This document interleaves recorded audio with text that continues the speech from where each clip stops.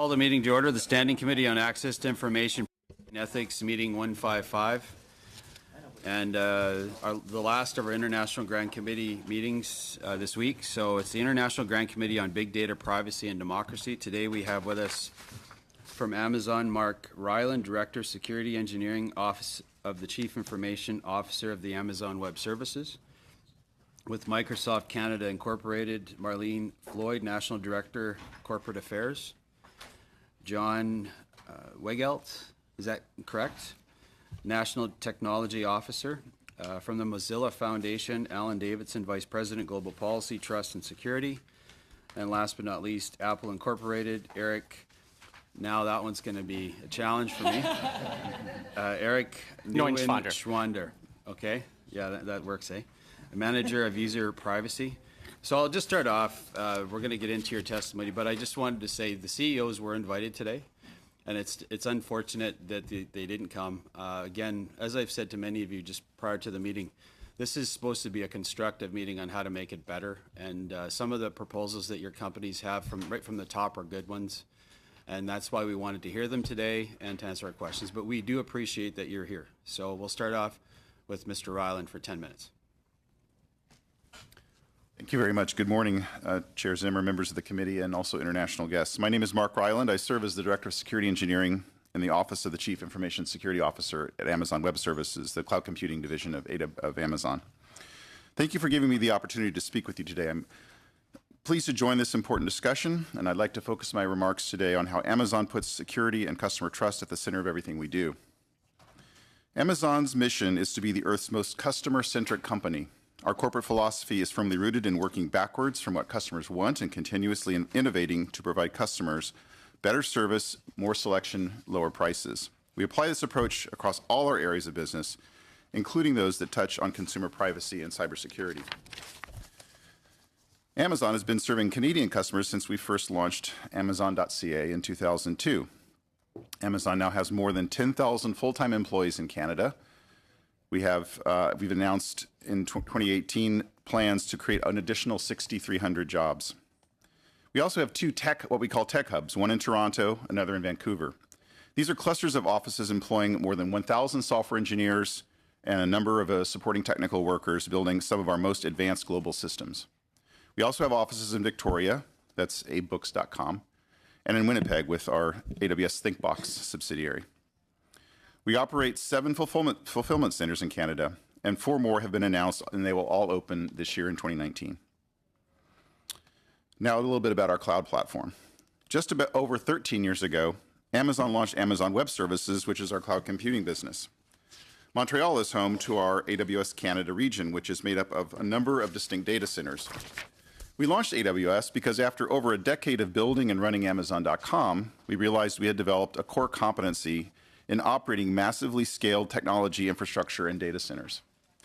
So we embarked on a broader mission of serving developers and businesses with information technology services that they can use to run their own businesses.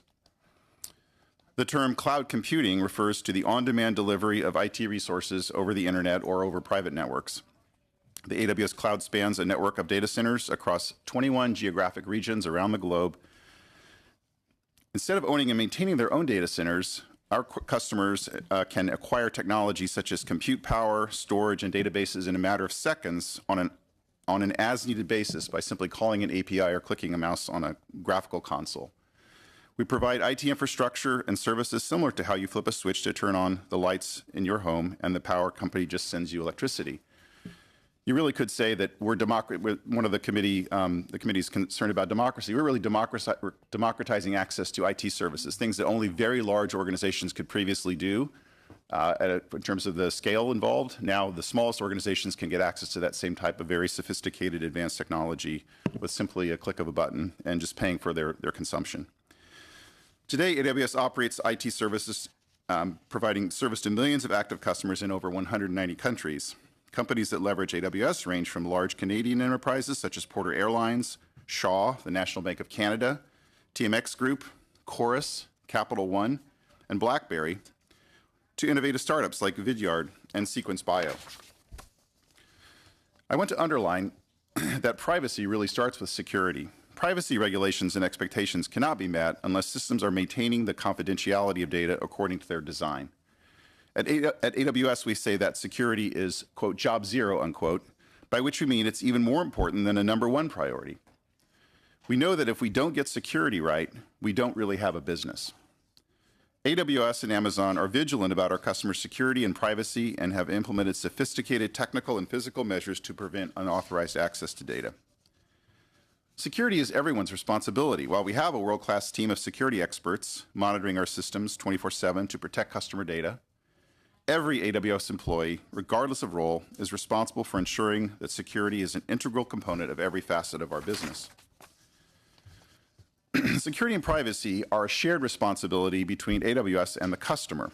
What that means is AWS is responsible for the security and privacy of the cloud itself, and customers are responsible for their security and privacy of their systems and their applications that run in the cloud. For example, customers should consider the sensitivity of their data and decide if and how to encrypt their data. We provide a wide variety of encryption tools and guidance to help customers meet their cybersecurity objectives. We sometimes say, dance like no one's watching, encrypt like everyone is.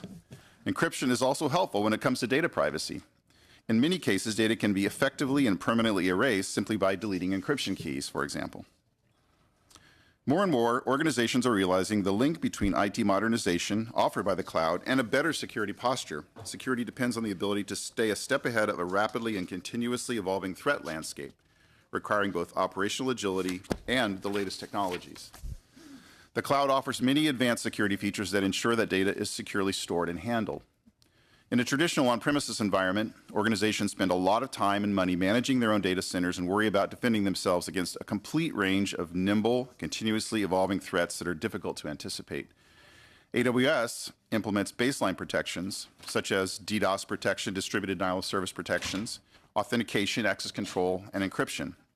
From there, most organizations supplement these protections with added security measures of their own to bolster cloud data protections and tighten access to sensitive information in the cloud. They also have many tools at their disposal for meeting their data privacy goals.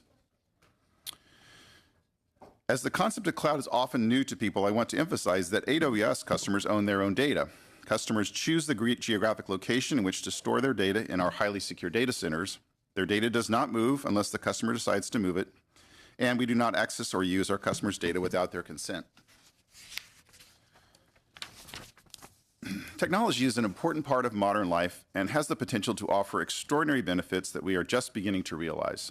Data-driven solutions possess potentially limitless opportunity to improve the lives of people, from making far faster medical diagnoses to making farming far more efficient and sustainable. In addressing emerging technology issues, new regulatory approaches may be required, but should avoid harming incentives to innovate and avoid constraining important efficiencies like economies of scale and scope. We believe that policymakers and companies like Amazon have very similar goals, protecting consumer trust and privacy and promoting new technologies. We share the goal of finding common solutions, especially during the times of fast-moving innovation. As technology evolves, so too will the opportunities for all of us in this room to work together. Thank you, and I look forward to taking your questions. Thank you, Mr. Ryland. Next up for Microsoft, is it Ms. Floyd or Mr. Weigelt? Well, we're going to share. Share? Okay, go ahead, Ms. Floyd, to start. Merci, Monsieur le Président. Thank you, Mr. Chair. We're very pleased to be here with you today. My name is John Weigelt, and I'm the National Technology Officer for Microsoft here in Canada. My colleague, Marlene Floyd, National Director of Corporate Affairs for Microsoft Canada, also joins me. We appreciate the opportunity to appear before this committee today. The work you've undertaken is important, given our increasingly digital world and the impact of technology on jobs, privacy, safety, inclusiveness, and fairness. Since the establishment of Microsoft Canada in 1985, our presence here has grown to include 10 regional offices around the country, employing more than 2,300 people. At our Microsoft Vancouver Development Center, over 700 employees are developing products that are being used around the world. Cutting-edge research on artificial intelligence is also being conducted by PhDs and engineers at the Microsoft Research Lab in Montreal. That's in partnership with the universities there. Powerful technologies such as cloud computing and artificial intelligence are transforming how we live and work, and are presenting solutions to some of the world's most pressing problems. At Microsoft, we are optimistic about the benefits of these technologies, but also clear-eyed about challenges which require thinking beyond technology itself to ensure the inclusion of strong ethical principles and appropriate laws. Determining the role that technology should play in society requires those in government, academia, business, and civil society to come together to help shape the future. Over 17 years ago, when Bill Gates asserted that trustworthy computing would be the highest priority at Microsoft, he dramatically changed how our company delivers solutions to the marketplace. This commitment was re-emphasized by our CEO, Satya Nadella, in 2016. We believe that privacy is a fundamental human right. Our approach to privacy and data protection is grounded in our belief that customers own their own data, and consequently, we protect our customers' privacy and provide them with control over their data. We have advocated for new privacy laws in a number of jurisdictions, and we were early supporters of the GDPR in Europe. We recognize that for governments, having compute capacity close to their constituents is very important. Microsoft has data centers in more regions than any other cloud providers, with over 100 data centers located in over 50 regions around the world. We're quite proud that 2 of these data centers are located here in Canada, in Ontario and Quebec. Now, protecting our customers and the wider community from cyber threats is a responsibility we take very seriously. Microsoft continues to invest over $1 billion each year in security research and development, with thousands of global security professionals working with our Threat Intelligence Center, our Digital Crimes Unit, and our Cyber Defense Operations Center. And we work closely with the Government of Canada's recently announced Canadian Centre for Cybersecurity. We have partnered with governments around the world under the Government Security Program, where we've worked towards technical information exchanges, threat intelligence sharing, and even cooperative botnet takedowns. Further, Microsoft led the Cybersecurity Tech Accord, signed by over 100 global organizations which have come together to defend all customers everywhere from malicious cyber attacks and to do more to keep the internet safe. Microsoft was also proud to be a signatory to the Paris Call for Trust and Security in Cyberspace, announced in November by French President Emmanuel Macron at the Paris Peace Summit. With over 500 signatories, it is the largest ever multi-stakeholder commitment to principles for the protection of cyberspace. Another focus of your committee has been the increasing interference by bad actors in the democratic processes of numerous countries around the world. We fully agree that the tech sector needs to do more to help protect the democratic process. Earlier this week, we were pleased to endorse the Canada Declaration on Electoral Integrity announced by Minister Gould. Microsoft has taken action to help protect the integrity of our democratic processes and institutions. We have created the Defending Democracy program, which works with stakeholders in democratic countries to promote election integrity, campaign security, and disinformation defense. As part of this program, Microsoft offers a security service called Account Guard at no cost to Office 365 customers in the political ecosystem. It is currently offered in 26 countries, including Canada, the US, the UK, India, Ireland, and most other EU countries. It's currently protecting about over 36,000 email accounts. Microsoft Account Guard identifies and warns individuals and organizations of cyber threats, including attacks from nation-state actors. Since launching the program, it has made hundreds of threat notifications to participants. We have also been using technology to ensure the resiliency of the voting process.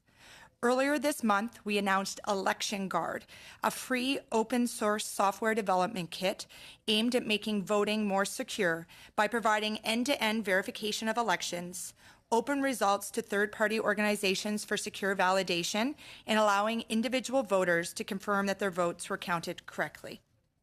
At Microsoft, we're working hard to ensure that we develop our technologies in ways that are human-centered and that allow for broad and fair access by everyone. The rapid advancement of compute power and the growth of AI solutions will help us be more productive in nearly every field of human endeavor, and we will lead to greater prosperity. But the challenges need to be addressed with a sense of shared responsibility. And in some cases, this means moving more slowly in the deployment of a full range of AI solutions while working thoughtfully and deliberately with government officials, academia, and civil society. We know that there is more that we need to do to continue earning trust, and we understand that we'll be judged by our actions, not just our words.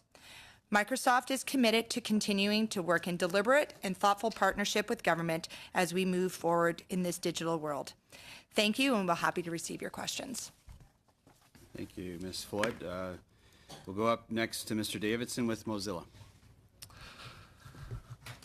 Members of the Grant Committee and the Standing Committee, thank you. I'm here to... Je suis là aujourd'hui parce que tout ne va pas pour le mieux dans l'Internet. L'Internet est bien sûr la plateforme la plus puissante en communication. À son meilleur, cela nous permet de régler des grands problèmes de l'humanité. Mais nous avons également vu que le pouvoir de l'Internet a été utilisé pour miner la confiance, pour violer la vie privée. On peut faire mieux et je suis là pour vous donner quelques idées à cet effet. Je m'appelle Alan Davidson, je suis vice-président politique mondiale, confiance et sécurité à Mozilla. Nous sommes une entité assez particulière. To making the internet healthier. For years, we've been champions of openness and privacy online, not just as a slogan, but as a central reason for being. We try to show by example how to create products to protect privacy. We build those products not just with our employees, but with thousands of community contributors around the world. At Mozilla, we believe the internet can be better. In my time today, I'd like to cover three things. First, how privacy starts with good product design. Second, the role of privacy regulation. And third, some of the content issues that you folks have been talking about for the last few days. So first off, I think we believe our industry can do a much better job protecting privacy in our products. At Mozilla, we're trying to do just that. Let me give you one example from our work on web tracking. When people visit a news website, they expect to see ads from the publisher of that site, from the owner of that website.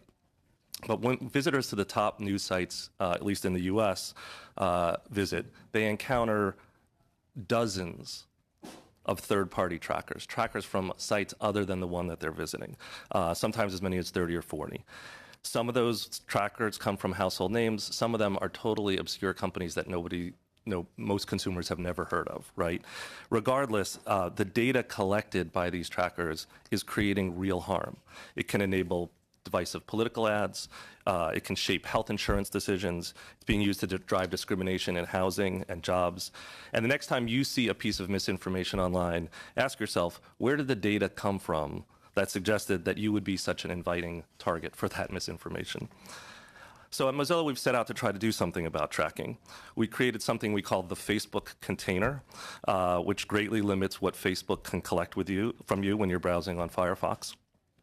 We're now, it's actually, by the way, one of the most popular extensions that we've ever built. Now we're building something called Enhanced Tracking Protection. It's a major new feature in the Firefox browser that blocks almost all third-party trackers.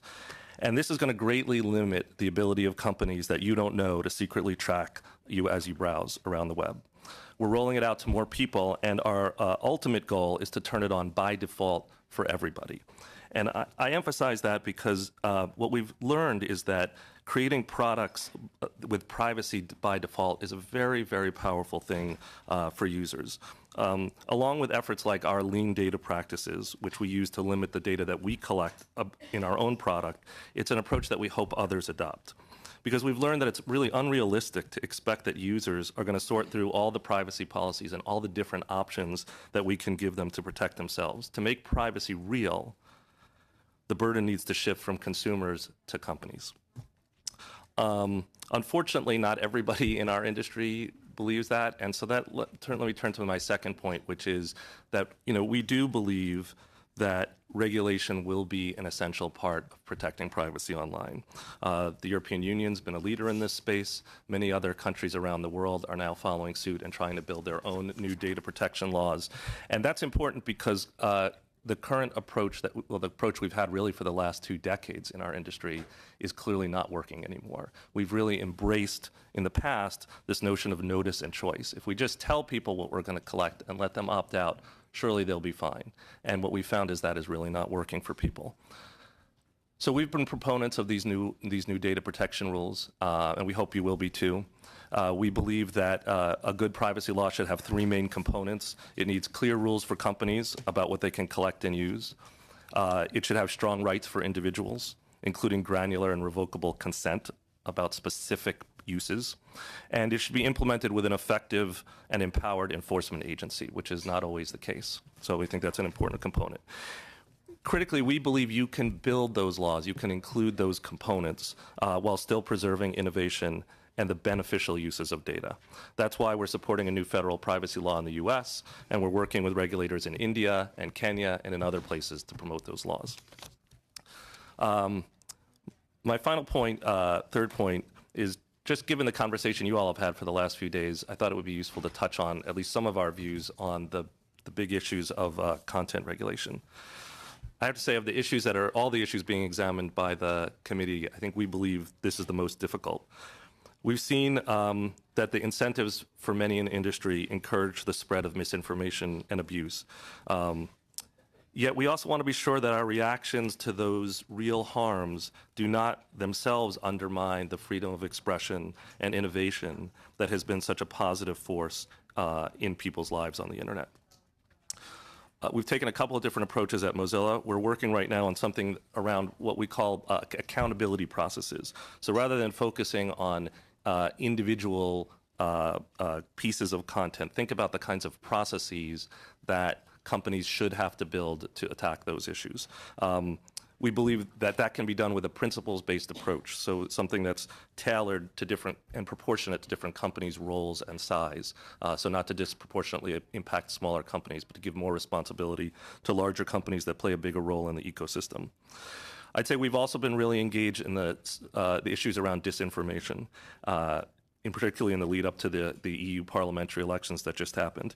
We're signatories to the European Code of Practice on Disinformation, which is a very, I think, important and useful self-regulatory initiative with commitments and principles to stop the spread of disinformation. And for our part, we've tried to build tools in Firefox to help people resist online manipulation and make better choices about what they're seeing, understand better what they're seeing online. We've also made some efforts to push our fellow code signatories to do more about transparency in political advertising. We think a lot more can be done there. We've candidly met with mixed results from some of our colleagues. There's I think much more room to do to improve the tools, particularly the tools that Facebook have put out there for ad transparency, and maybe some work that Google could do too. And if we can't do that, I think the problem is we'll need stronger action from government. But transparency should be a good starting point for us. In conclusion, I'd just say, none of these issues being examined by the committee are simple. The bad news is that the march of technology with artificial intelligence, the rise of the Internet of Things, augmented reality is only going to make it harder. A concluding thought, we really need to think about how we build our societal capacity to grapple with these problems. So, for example, at Mozilla, we've been part of something called the Responsible Computer Science Challenge, which is designed to help train the next generation of technologists to understand the ethical implications of what they're building. We support an effort in the U.S. to bring back what we used to call the Office of Technology Assessment.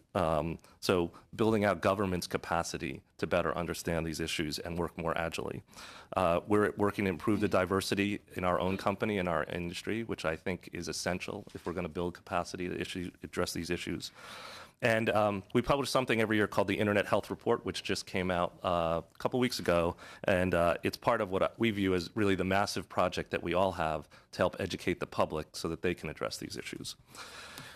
These are just some of the examples and ideas that we have about how to work across many different levels, designing better products, improving our public regulations, investing in our capacity to address these challenges in the future. We really thank you for being here, for the opportunity to speak with you today, and we look forward to working with you and your colleagues around the world to build a better internet. Thanks. Thank you, Mr. Davidson. Last up from Apple Incorporated, Eric Neuenschwander. Please, Thank you. 10 minutes. Good morning, members of the committee, and thank you for inviting me to speak with you today about Apple's approach to privacy and data security. My name is Eric Neunschwander, and I've been a software engineer at Apple for 12 years. I worked as the first data analysis engineer on the first iPhone. I managed the software performance team on the first iPad, and I founded Apple's privacy engineering team. Today, I manage that team responsible for the technical aspects of designing Apple's privacy features. I'm proud to work at a company that puts the customer first and builds great products that improve people's lives. At Apple, we believe that privacy is a fundamental human right, and it is essential to everything we do. That's why we engineer privacy and security into every one of our products and services. These architectural considerations go very deep, down to the very physical silicon of our devices. Every device we ship combines software, hardware, and services designed to work together for maximum security and a transparent user experience. Today, I look forward to discussing with you these key design elements, and I would also refer the committee to Apple's privacy website, which goes into far more detail about these and other design considerations in our products and services. iPhone has become an essential part of our lives. We use them to store an incredible amount of personal information: our conversations, our photos, our notes, our contacts, our calendars, financial information, our health data, even information about where we've been and where we are going. Our philosophy is that data belongs to the user. All of that information needs to be protected from hackers and criminals who would steal it or use it without our knowledge or permission. That is why encryption is essential to device security.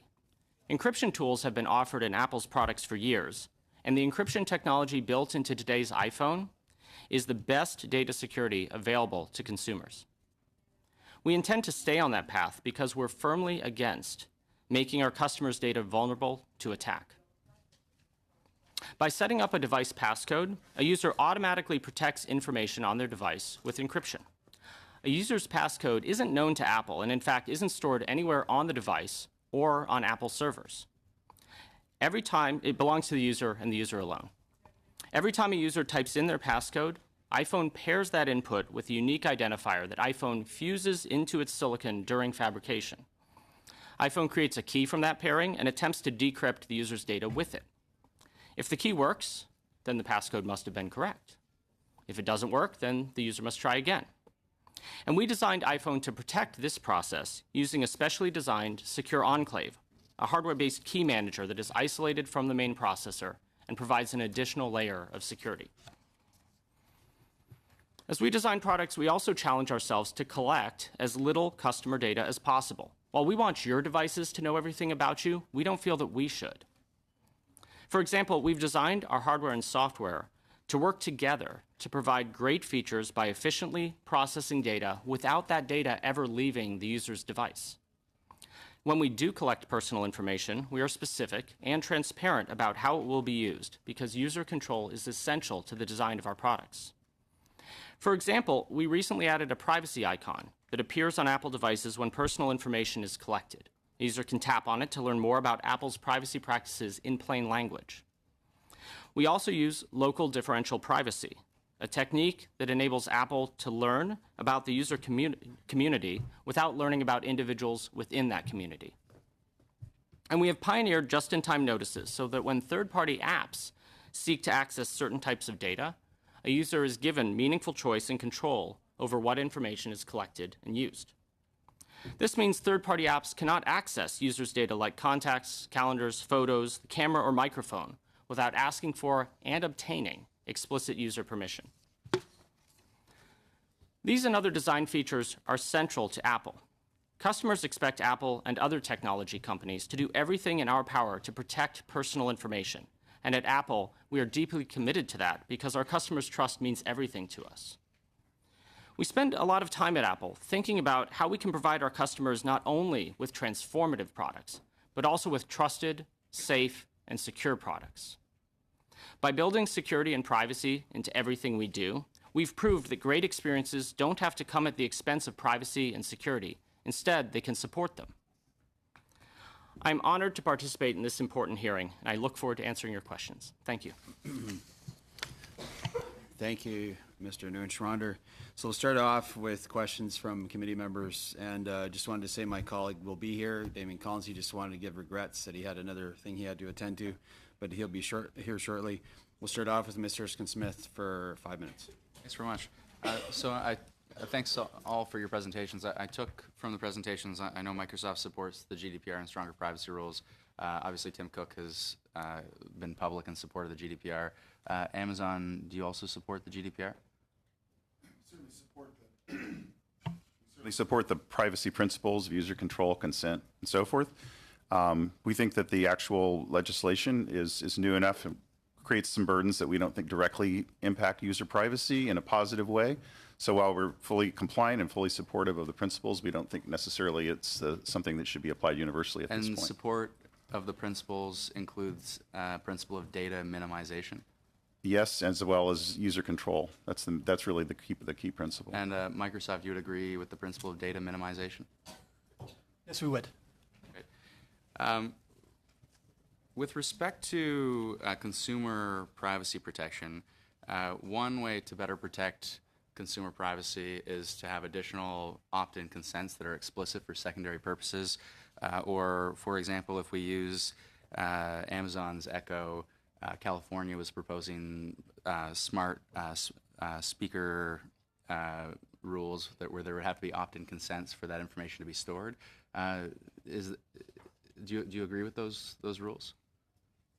We believe that the user experience should be very smooth and clear, and people's expectations should be very reasonably met. So, like, for example, with the Echo device, you use a mobile application to set up your device, and it makes it very clear what the privacy rules are. And is there an explicit opt-in consent for recording of those conversations? It's not an explicit opt-in consent, but it makes it clear about the recordings, and it gives you full control of the recordings, a full list of recordings, and the ability to delete any particular one or all of them, and it's a very, very explicit and clear user interface for that. So if the GDPR were in effect, there would be a requirement for explicit opt-in consent? Possibly. So there may be legal rulings that's part of the issue is there's a lot of specifics that are unclear until there's more either regulatory or judicial findings about what the exact meaning of some of the general principles are. And Representative from Apple, does Apple engage in web tracking? We don't have the kind of destinations around the internet that do that kind of web tracking. For users that visit, for instance, our online store, of course, we have a direct first-party relationship with users who visit our sites. Which there is probably a reasonable expectation. I visit the Apple site. I know that Apple's going to want to communicate with me afterwards. But if I'm visiting other non-related sites around the internet, Apple wouldn't be tracking me. We're not. And in fact, our intelligent tracking prevention on by default in our Safari web browser, even if Apple were to attempt that, intelligent tracking prevention would seek to prevent it. All right. But and Microsoft and Amazon, are you similar to Apple, or you would engage in web tracking on a wide variety of websites across the internet? We are involved in the web ecosystem with the ability to understand where people have come from and where they're going to from our site. But our primary business model is selling products to customers, and so it's not the way in which we sort of monetize our business. But was that a yes to web tracking fairly broadly? We participate in the advertising ecosystem, so yes. I think that's a yes. And Microsoft?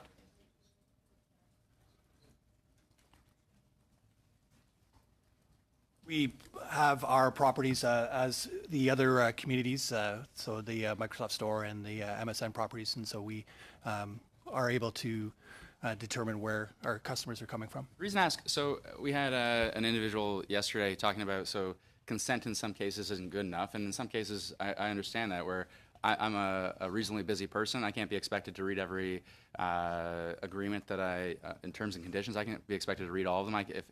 If secondary consents are and every single app I use, and I've got to agree to 10 different consents, am I really going to be able to protect my own personal information? And we shouldn't expect that of consumers, I don't think, which is why we have consumer protection law and implied warranties in other contexts.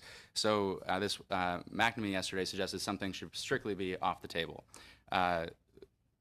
I put it to Google that maybe Google shouldn't be able to read my emails and target me based on ads, that should be off the table. Do you think, Apple, that certain things should just be off the table?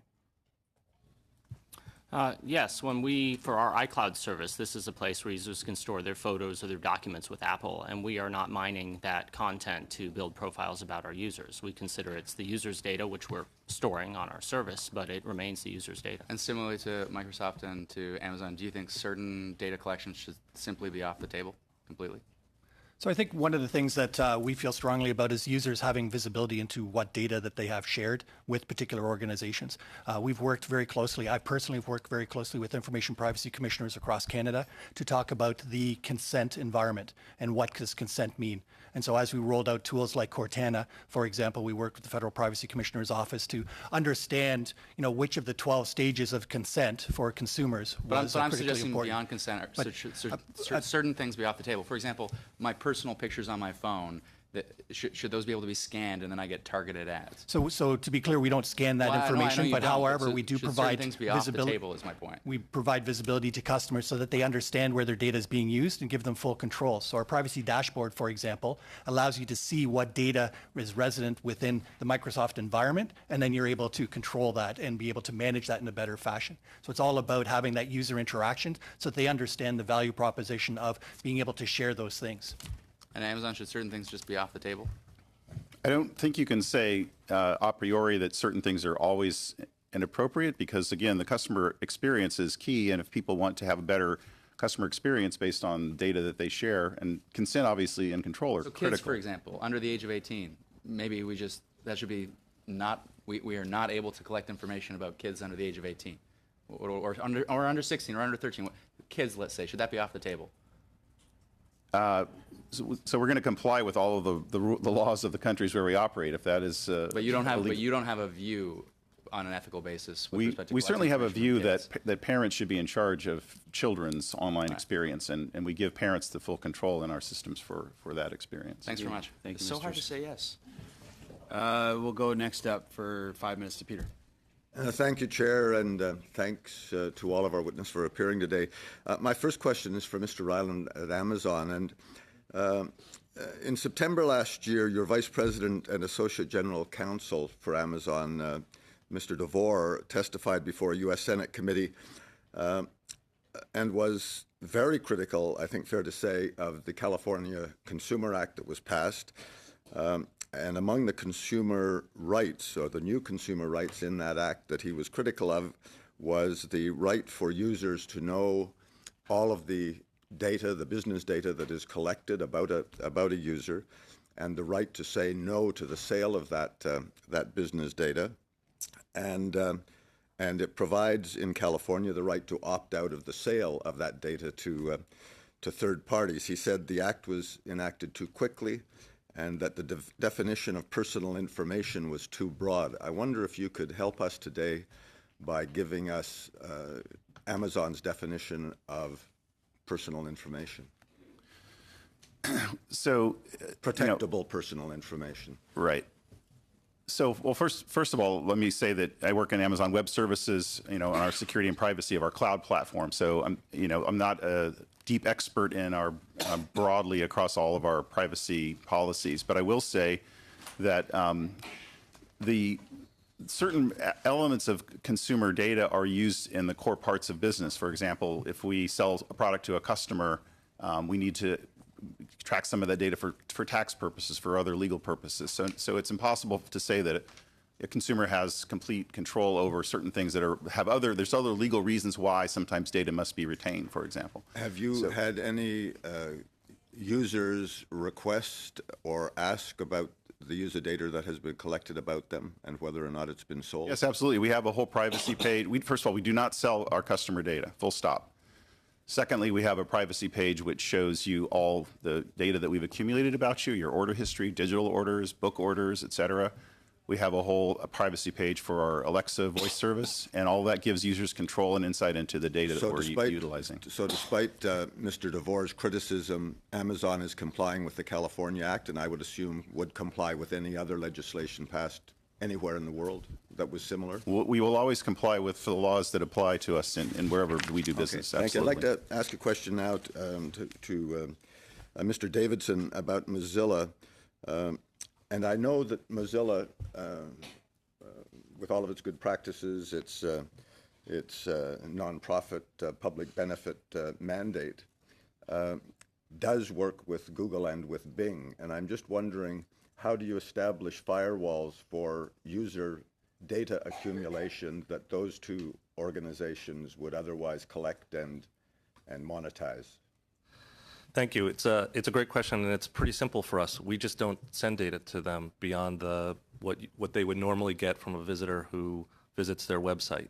So the IP address, for example, when a visitor comes and visits them. So we're not collecting. We make a practice of not collecting any information. If you're using Firefox and you do a search on Bing or on Google, we don't collect anything. We don't retain anything. We don't transmit anything special. And so that's allowed us to distance ourselves, honestly, and we have no financial incentive to collect that information. Okay. A question now for Mr. Neuenschwander. In September last year, the news broke that researchers of the Mac application Adware Doctor, which was supposed to protect Apple users from privacy threats, was in fact recording those users' data and delivering them to a server in China. Apple shut that down, but can you tell us for how long was that exposure up? And have you determined who exactly was operating that server in China? I remember that event and the action that the App Store team took on it. I don't, off the top of my head, remember exactly the exposure. I'd be happy to go back and look up that information and get back to you with that. So you're unaware of how long the exposure? I don't remember at this time from the fall exactly how long that exposure was. Okay. When this was a very popular, I understand, a very popular Mac application. How thoroughly do you research those applications, I guess, in the reasonable capitalist rush to monetize new wonders? There isn't, for applications that are free on the store, there's not a monetization for Apple on the App Store. And since we introduced the App Store, we've had both a manual review and, in more recent years, added automated review of every application that's submitted to the store, and then every update of the applications to the store. So that undergoes review from a dedicated team of experts in the App Store side. There is a limit that we don't go past, which is that we don't surveil our users' usage of their applications. So once the application is executing on the user's device, for that user's privacy, we don't go farther and take a look at the network traffic or the data that they're sending. That would seem creepy to us. But we continue to invest on the App Store side to try to have as strong review as we can, and as applications and their behaviors change, continue to enhance our review to capture behaviors that don't match our strong privacy policies on the stores. Thank you. 1 minute. There's still a minute? Yeah. Well, then for Microsoft, for Ms. Floyd, in 2013, the European Commission fined Microsoft in the amount of some 561 million euros for non-compliance with browser choice commitments. Now, there don't seem to have been any violations since. Is that sort of substantial fine lesson teaching? We're told that even hundreds of millions of dollars of fine, hundreds of millions of euros, even into the billion-dollar mark, don't discourage the large digital companies. But I'm just wondering about compliance and the encouragement to compliance by substantial financial penalties, which we don't have in Canada at the moment. Right. So as we mentioned, trust is the foundation of our business. And anytime there's a negative finding against our organization, we find that the trust is eroded, and it ripples throughout the organization, not only from the consumer side, but also on the enterprise side. And so that fine was substantive, and we addressed the findings of that by changing how we deliver our products within the marketplace, providing that choice to have products without that browser there.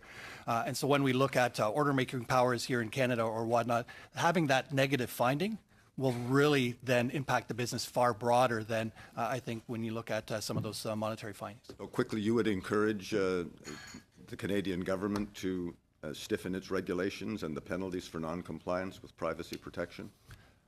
I would encourage the Canadian government to have the vocal voice that you had around how technologies are delivered within the Canadian context. And we have people here locally that are there to help hear that and change the way that we deliver our services. Thank you. Thank you. Thank you, Mr. Kent. Next up for 5 minutes, Mr. Angus. Thank you, Mr. Chair. I talked to my friend at Apple that I bought my first Mac Plus in 1984 with a little 350K floppy disk, and I saw this as a revolutionary tool that was going to change the world for the better. And I still think it does change the world for the better, but we are seeing some really negative impacts. And so now that I'm aging myself, back in the 80s, imagine if Bell Telephone listened in on my phone, they would be charged. But if they said, hey, we're just listening in on your phone because we want to offer you some really nifty ideas and we got a better way to serve you if we know what you're doing. Or the post office used to read my mail before I got it, not because they're doing anything illegal, but because, you know, there just might be some really cool things I might want to know and they would be able to help me. They'd be charged. And yet in the digital realm, we're now dealing with companies that are just giving us all these nifty options.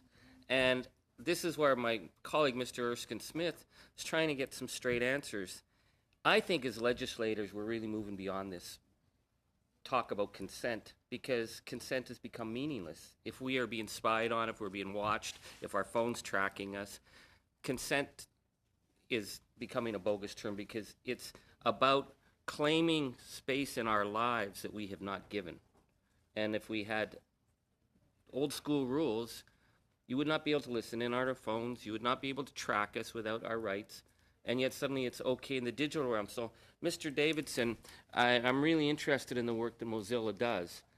Is it possible, do you think, for legislators to put some principled ground rules down about the privacy rights of citizens that will not completely destroy Silicon Valley and that they will not all be, you know, having to go on welfare, that actually the business model will still be able to succeed? Is it possible for us to put just simple rules down? Yes. I could say more. I think the I think that actually I love when someone agrees with me. Go on, but, we were looking for some yeses. No, you've heard examples already. I mean, we firmly believe that you can build good businesses, profitable businesses, and still respect people's privacy. You've heard some examples today. You've heard some examples from us. And I would just say there are practices that you can see good examples of laws that are out there, including the GDPR. There are things that are probably beyond the pale where we need to have either clear prohibitions or really strong safeguards. I would say I wouldn't totally reject consent. I mean, the fact is that, like, what we need is more granular consent, because I think people don't really understand explicit consent. Explicit consent. There's lots of different ways to frame it, but there's a more granular kind of explicit consent, because there will be times that some people will want to take advantage of health apps or share their location with folks, with their family, and they should be able to do that, but they should really understand what they're getting themselves into. You can still build businesses that do that, we believe. Thank you, thank you. Some of the concerns that we've been certainly looking at is trying to get our heads around AI. This is the weaponization of digital media. AI could have a very positive role, it could have a very negative role. Mr. Ryland, certainly Amazon has really moved heavily in terms of AI, but Amazon's also been noted as a company with 21st century innovation and 19th century labor practices. The allegations that workers were being monitored right down to the level of being fired by AI tracking, is that the policy of Amazon?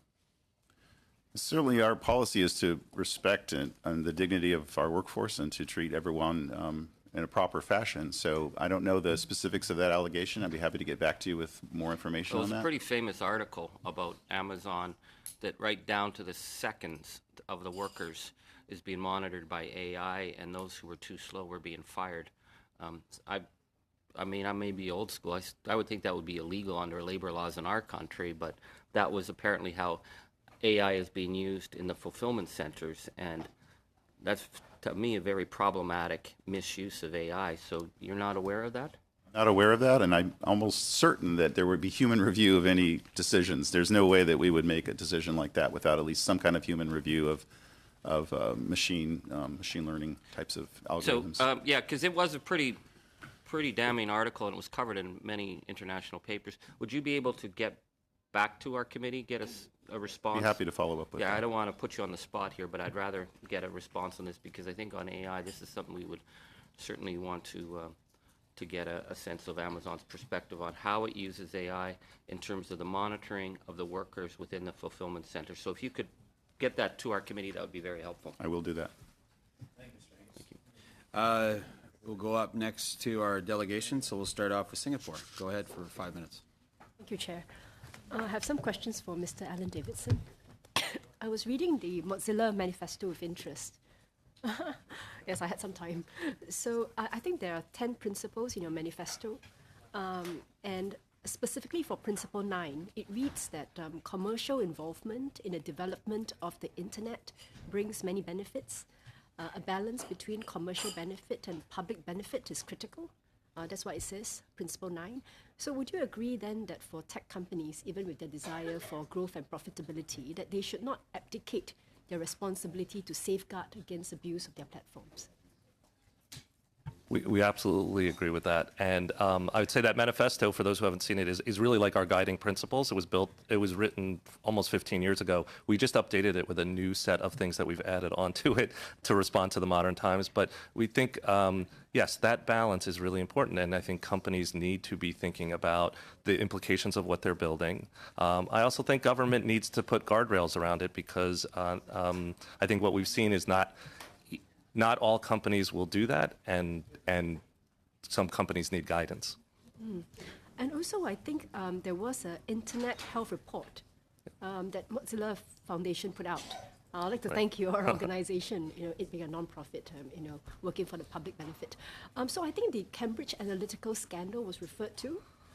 And your report says that the scandal is a symptom of a much larger systemic issue, that the dominant business model and currency of today's digital world is actually based on gathering and selling data about us.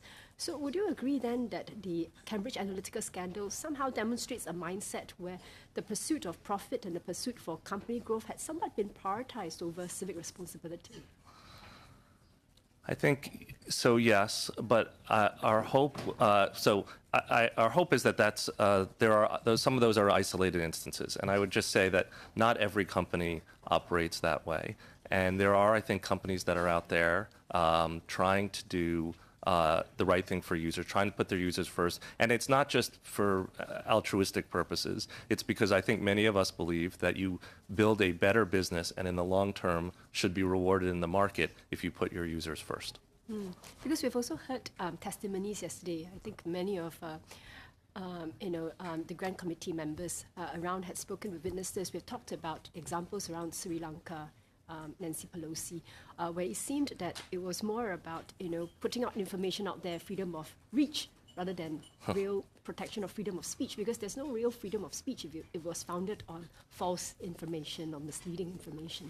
So while we like to think that the Cambridge Analytica scandal is a once-off, I think our concern is that the existing business models of these corporates does not seem to give us the confidence that civic responsibility would be seen in the same light as they pursue company profits. I think that's where I'm coming from. And I would just say, as somebody who's been in this space for a long time, it is really disappointing to see some of those behaviors online. And I do think that part of it has been the evolution of these business models, that especially that reward engagement as a major overriding metric. And so our hope is that companies will do more and do better. There is a risk in too much government intervention in this space because we do want to make sure that we respect free expression. When governments are making strong choices about what is true and not true online, that there's a lot of risk there. So I think there's a serious balance there, and I think the starting point is using this bully pulpit to really push companies to do better. That is the right starting point, and hopefully that is effective. Yes, thank you. We'll go next up to our Ireland delegation with Ms. Naughton. Thank you. Thank you all for coming before us this morning. My first question is to Amazon. Last November, Black Friday, I understand there was technical issues where many of the customers' names and emails appeared on your website. Is that correct? No, that's not correct. No. There was no. Okay. I thought there was some reporting in relation to that. There was some technical issue last November. It doesn't sound familiar to me at all, but I'd be happy to double check, but I'm not familiar with that. And just in relation to GDPR and data protection, so are you saying from what my colleagues asked you earlier is that you would be in favour of some form of GDPR being rolled out globally, or what is your, could you just... Yeah, well, again, we believe the principle of consumer trust, putting customers first, giving them control over their data and getting their consent for usage of data, those principles make sense. The specific ways in which that's done, the amount of sort of record keeping and bureaucracy involved, sometimes it seems to outweigh the benefit to consumers. So we really think we need to work together as a community to find the right balance that's not too onerous. For example, a large company like ours might be able to comply with very onerous regulation that's very expensive to implement, but a small business might not be able to do that. So we have to find ways in which those principles can be implemented in a way that's efficient and relatively simple and straightforward. So yes, we definitely support the principles behind GDPR. We think the actual legislation is still a bit of a work in progress in the sense that we don't know exactly what the meaning of some of the legislation will be once it gets to the regulatory or judicial level of like what exactly constitutes reasonable care, for example, on the part of a company. Okay, so you're open to that, but maybe a different version of it across the world. But as Yes. you know, in the GDPR as it's currently working, there are those obstacles for some companies, but that has been worked through across Yes. the European Union. So I suppose you're waiting to see how that is. How We that think works we out. think Is there'll be a that- lot of good learnings from that experience, and we can do better in the future, whether it's in Europe or other places. But again, the principles make sense. Okay. A question for Microsoft there. Earlier this year, I understand a hacker compromised the account of a Microsoft support agent. Is that correct? Yeah. That's correct. There was a disclosure of credentials. And if I understand at the time, Microsoft was saying that there was a possibility that the hacker accessed and viewed the content of some Outlook users. Did that actually happen? Did they access the content of Microsoft users? So the having that access from the support side gave them the possibility to be able to do so.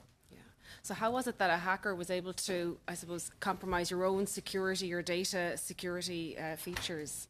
Right. So when we take a look at that whole environment, it is a end-to-end trust type model. So all you have to find is the weakest chain in the link. And in this case, it was unfortunate that the administrative worker had a password that was guessable by that hacker community and was able to get into that system. So what have you done in order to ensure that this doesn't happen again? It seems Right. like a kind of a basic Absolutely. breach of data security. for your Absolutely. So users. anytime that there's an incident within our environment, we bring the Microsoft Security Response Team together with our engineering teams to see how we can do better. And so we took a look at the environment of seeing what happened and making sure that we can put in place tools like multi-factor controls, where you have two things that you require to log in, so something you know, something you have. Looking at things like two-person controls and tools like that so that we ensure that we maintain that trust and confidence that our customers have. So you're on the record of having put in place these changes, and have you got a report? Did you do like a report in relation to how many users their information was accessed, the content? We'd have to come back to the committee on what that report and the findings are. I'm not aware of that report. I had not searched it up myself. Okay, and in relation to, I suppose, the measures that were taken following that, again, this is about the trust of users online and what your company has done. Would it be possible to get feedback in relation to that? Absolutely. Okay, thank you. Do you want to come in or anything? I might bring... If You got another minute. Yeah, thank you, Chair. To Amazon, first of all, so is Alexa listening? And I guess it is. What's it doing with that information? So Alexa's listening for a keyword, that wake word, which alerts the system that you want to interact with it in some fashion. That's not locally stored, that information. There's nothing stored locally on the device. And once the keyword is recognized, what follows that, so there's a light on the device that tells you now that the device is active, and then the subsequent sound in the room is then streamed to the cloud. First thing the cloud does is to double check the wake word, because often the software on the device isn't as sophisticated, so often it will not often, but it occasionally makes mistakes. The cloud will then recognize, whoops, that wasn't a wake word, and then we'll shut off the stream. But if the cloud confirms that the wake word was used, then that stream is then taken through a natural language processing system, which then produces essentially a text output of that. And then the systems from there go on to take the next action that the user was asking for. Okay. And is that information used by Amazon for profiling and or marketing? So that information becomes part of your account information, just like if you were buying books on our website, and therefore it could influence how other things that we present to you as things you might be interested in. Okay. It's not passed to any third party. It's not used for advertising purposes and so forth. Okay, but so if you've asked about the weather in Bermuda, and then you go onto Amazon, you might be pitched with a holiday book guide for Bermuda when you go onto the Amazon website. Is that possible? It's theoretically possible, yeah. I don't know if that actual algorithm is there. I don't know. I could get back to you on that. Okay, but it is actually using the queries which Alexa processes to build a profile of the user, which could be used to make intelligent marketing pitches at them on the online platform. Yeah? Because the user directly ties the device to their account, and they have full visibility into the utterances, so you can see a full list of what you've said. You can delete any one of those. Those will immediately get removed from the database and would not be the basis for a recommendation. Okay. And have users consented to that when they sign up? Is that part of the terms and conditions? I think it's very clear. The consent is part of the experience. I mean, just to take a colloquial example, I haven't explicitly consented to my voice and video being recorded here today, but I understand from the context that's probably happening, and so we believe that simple consumer experiences are best. We think our customers understand that. For the services to work the way that it's supposed to work, we are, accumulating data about them, and we make it really, really easy to delete and to control that data. Thanks very much. Although you may have a better understanding of what's going on today than most users of Alexa, but Sorry, Chair, can I just make a point of order? I just want us to be really clear.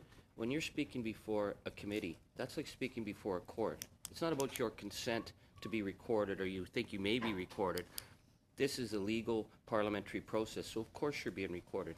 To suggest that that's the same as Alexa selling you a thing in Barbados is ridiculous and undermines our parliament. So I just would remind the witnesses that we are here to document for the international legislative community, and this will be on an official record. Thanks, Charlie. And we'll go to David for 5 minutes. I'll start with Microsoft. The Microsoft ecosystem is quite large. As you know, you have the majority of the world's desktops, Office 360, LinkedIn, Bing, Skype, MSN, Live.com, Hotmail, so on. You obviously have the ability to collect a tremendous amount of data on a tremendous number of people. Can you assure me that there's no data interchanged between any of the different platforms about individuals? The data between, let's say, an Xbox user and your Office 365 type user? Is that the type of question? Or LinkedIn and Bing. We heard quite a bit in the first couple of days of this committee about the creation of avatars of your users of different companies. Does Microsoft create an avatar of their users? Does it create an impression of who is using their services? So I think what we see is you have a common Microsoft account that allows you to maintain and manage your data across those properties. The Bing product team would not necessarily go directly from the Xbox team and back and forth for the data that's required. You are in control of your data that's in the center. My question is there interchange of the data between the services?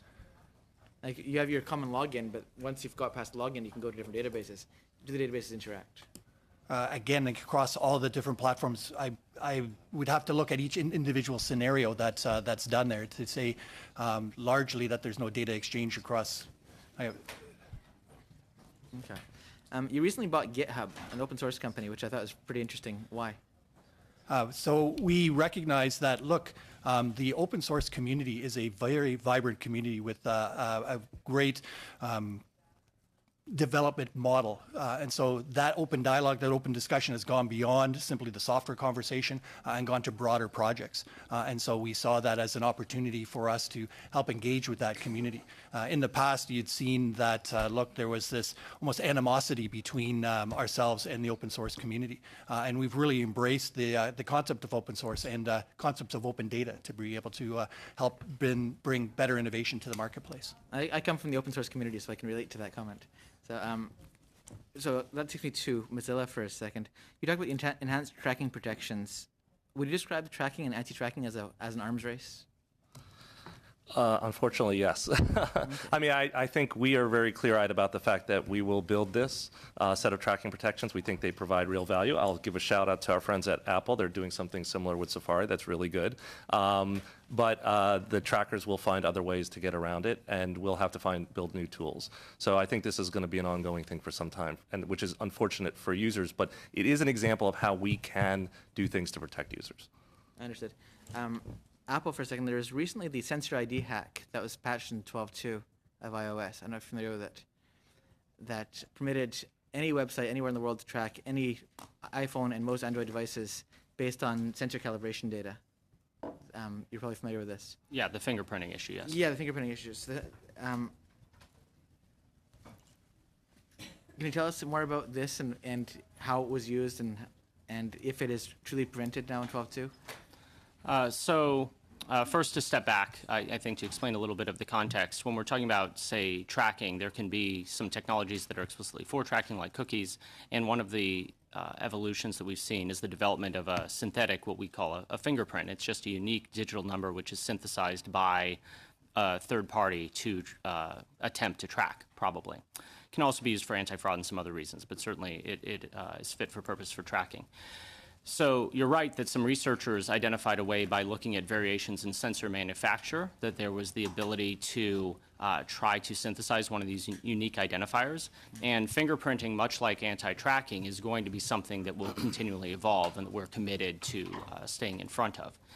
When you say how it was used, I don't have any data that it was used at all, but I also can't assure you that it was not. We introduced a number of mitigations in our most recent update that the researchers have confirmed blocked their version of the attack. But again, I'd put this in context of fingerprinting being an evolving area, and so I choose my word mitigation also carefully without actually removing sensors out of the device. There will continue to be a risk there, and we're also going to continue to work to mitigate that risk and stay on top of it. Okay. I only have about 20 seconds left. I have one more question for Apple. On iOS, when you switch between applications, one application suspends, the next one opens. When you come back to the original application, if it's been more than a few seconds, it'll reload the data. Is that not providing ample tracking opportunity to any website you're on by saying, no, this is the usage of the device? So I find it a strange thing to have to do that instead of storing the content that you're actually using. Well, I'd split that into two parts, I guess. One, when the application gains the foreground and is able to execute, they can reload the content if they see fit to reload the content. At that point, you've transferred control to that application, and it will be able to execute and reload if you'd like. It's our goal, actually, to minimize those reloads as part of the user experience, but it's also our goal that the application, which is currently in the foreground, should get, within a sandbox, within a set of limitations we have, the maximum execution and other resources of the device, and that can mean that the operating system will remove some of the resources of background applications. So the reloading that you're seeing, iOS, our operating system, could contribute to that, but fundamentally, regardless of what resources are preserved for that background application, when you transition back to an app, it has execution control and it can reload if it sees fit. Thank you. Thank you, Mr. Graham. We'll start, we'll go to my co-chair, Mr. Collins. Go ahead and opening comments, and it's good to have you back. Great. No, thank you. Apologies, myself and the other UK representatives were not here for the start of the session, but we're delighted to see all of the witnesses here on the panel because I think we had focused yesterday on some of the social media platforms, but I think our interests are much broader, looking at a range of technology companies. I wonder if I could just start with a couple of questions, firstly for Apple. As I came in, I heard there was a discussion about voice and data collected about voice. Could you tell me a little bit about what sort of data does Apple collect in terms of sound from captured by its devices? So with smart devices, are the devices capturing ambient background sound to gain an understanding of what the users are, maybe the environment they're in or what they're doing when they're using the device? So the information on our devices that support Siri there is a part of the device which is constantly listening. On our devices, some of them we've isolated it beyond even iOS, beyond our operating system, into a dedicated coprocessor, basically a specialized piece of hardware, which is not recording or storing that information. So it's listening for the wake-up word to trigger our personal assistant. But that information isn't retained on the device. And to the further point of your question, it isn't being collected into any sort of derived profile to identify something about the user's behavior or interests, no. But is it collecting information about the environment they're in at the moment? So, say for example, if I was maybe I was commuting to work and I was on the bus, would it pick up that sort of ambient sound? Right, and it's not collecting at all. There's what we call a ring buffer. There's basically a short period that is transiently recorded to analyze for that wake-up word, and then is continually overwritten just as time progresses. So there isn't any collection for more than just the ephemeral milliseconds of being able to listen for that wake-up word. So it's the only purpose of the listening is listening for the call to Siri, for a command That's to correct. Siri. Yes. Okay. And for product development or training purposes, is any of that information retained by the company? So again, it's not even retained by the device as it's transiently listening. It's being continually overwritten. When the user uses a wake-up word, there is some machine learning that goes on the device as it adapts the audio model to the speaker to try to reduce the number of false positives or false negatives for that wake-up word. And then if the user's using Siri, then at the point where Siri's woken up and you're communicating with it, that then is the initiation of transmission of data to Apple. And what will the scope of that data be? The scope of the data is the period, the utterance until it reaches a termination point and thinks that the user has stopped talking, along with information like the device model, things to tailor the response back to the device, and a random device-generated identifier, which is the key to the data that is held by Siri for purposes of your interactions with Siri. This is an identifier which is separate from your Apple ID and not associated with any other account or services at Apple. Sure. So is it would Apple keep a record of the sort of things I've asked Siri about, the sort of commands I've given? Yes. And is that used by the company, or is that just used to inform the response to my device? Well, I guess the second part is a form of use by the company. But Sure. yes, we use it for Siri and the Siri purposes alone. Yeah, I'm sort of get the bottom of what Siri purposes are. Are the Siri purposes just actually making Siri more responsive to my voice? I see, yes. Or is the data kept by the company to understand what sort of things are people asking about? Do you have metadata profiles of people based on how they use Siri? And the only metadata profile I'd say that we have is one that is to tailor your actual interactions with Siri. So, for example, we are training our voice models to do natural language recognition on the sound profile. I'd say that this is within really just the Siri business or the Siri experience. And if your question is, does it inform some broader profile used by the company to market products and services, the answer is no. So, Mark Ryland, does Amazon do that? I'm sorry? Does that? I'd be interested to know the difference between how maybe Amazon uses data gathered from voice compared to how Apple does. There was a recent case of a user who actually put in a data request for data that Amazon held on them. That included a series of voice recordings from their home that were apparently the company was using for training purposes. So I'm just interested in how Amazon gathers data from voice and how it uses it. Well, similarly, the device listens for a wake-up word. It doesn't store any of that ambient data, and once it's awakened, and then it will begin to stream data to the cloud to do analysis of what the user is actually requesting. And that data is stored, and it's explicit in the user's profile, and they can see all the utterances. They can see what Alexa thought they said, so they can actually see the text that it was translated into. It also gives them some understanding of where there may be some communications issues and so forth. They have the ability to delete that data either individually or collectively. And then the data we use, just like we would use data with other interactions with that person's account. So it's part of their Amazon account. So it's part of how they interact with our overall platform. So would it be right in saying that the representative from Apple has said that the Apple device is constantly listening, but only for the Siri command? Right. It would appear that, say, if you have an Alexa device in your home, that is different. Actually, the device is always listening, and it is actually retaining in the cloud things it's heard. No, it's very similar. What we're retaining are the utterances after the wake word, which is just like Siri in that regard. But Alexa, I mean, I know from my own personal experience, Alexa responds to commands other than the wake word. It'll start, be triggered by something it's heard in the room. That's not necessarily the awake command. That sounds like a malfunction to me. It's not supposed to respond randomly to ambient sounds. Well, we have. I mean, Roger McNamee, who gave evidence to us yesterday, he discussed how he abandoned his. He put his Alexa in a box after the first day of getting it because Alexa started interacting with I think it's an Amazon TV commercial. But I mean, I think most people who've got these devices know that all sorts of things can set them off. It's not just the Alexa command awake word. Well, we're certainly constantly working to refine the technology and make sure that the wake word is the way in which people interact with the device. So if you're retaining data from the device, which is based on things that it's heard, which is then retained in the cloud, which will seem to be different from what Apple do, are you saying that is only sound data that is based on commands that Alexa's been given? Yes, it's only the data that is in response to the user's attempt to interact with Alexa, which is based on the wake word. Would Amazon be in a position to respond to a police request for data and information about a crime that may have been committed in a domestic setting based on sound picked up from Alexa?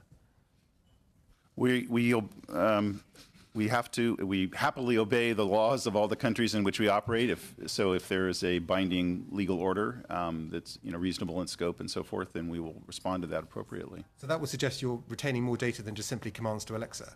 No, because the only thing we could respond with is the information that I just described, which is the responses that come from the user once they've awakened the device. There's no ambient storage of ambient sound in the environment. Okay, so you're saying that when someone gives the awake word to the device, that then the command they've given, if you like, their dialogue with Alexa is retained. That information is retained. That's correct. But unless the awake word is given, then the device isn't triggered and it doesn't collect ambient data. That is correct. Okay. Interested in the data case that I referenced earlier, the concern there seemed to be that actually ambient sound was being kept and recorded and the company was using it for training purposes.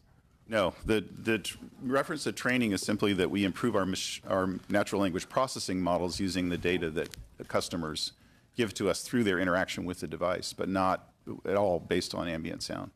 Do you think your users are generally aware that it would seem that all of their commands to Alexa that are triggered by the awake word, that all of that information is being retained by the company in the cloud? Do you think your users are aware of that?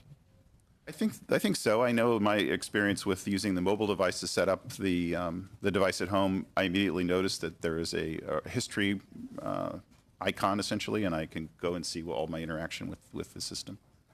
I'm not got Alexa at home. I don't ever remember reading that anywhere. Maybe it's in the kind of the huge sort of War and Peace like terms and conditions that are attached to the device. But I certainly don't. I think although it may be the same as using any other kind of search function, effectively you're just talking to a computer. I'm not sure users are aware that information is stored indefinitely. I didn't know that was being done. I've got no idea how you'd go about identifying that.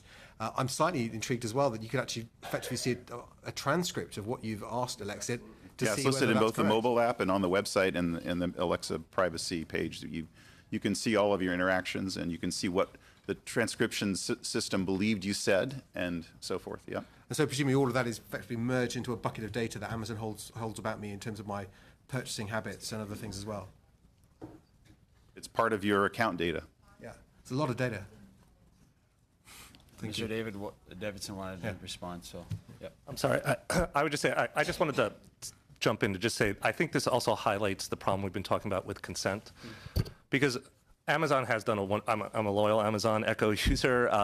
They've done a wonderful thing by putting this up. And if a couple weeks ago, I actually went with my family and we looked and saw the data that was stored. But I have to say, I'm a total privacy nut. I read all the stuff that you get. I was shocked, honestly, and my family was shocked to see these recordings of our young children from years ago that are in the cloud and stored about us. And it's not to say that something was done wrong or unlawfully. I think, it's actually wonderful to see this kind of level of transparency. But users have no idea. I think that many users have just no idea that this data is out there, and they don't know how it's going to be used in the future either. So I think we just, as an industry, need to do a much better job of giving people better granular consent about this, or better information about it. Yeah. Sorry. Thank you. So Not to we'll pick on Amazon. It's a wonderful product. We'll move on next to Mr. Gord. I'm seeing a lot of hands going up. There's going to be lots of time for everybody today. So go ahead, Mr. Gord, 5 minutes. Merci, Monsieur le Président. Ma question va être... Thank you.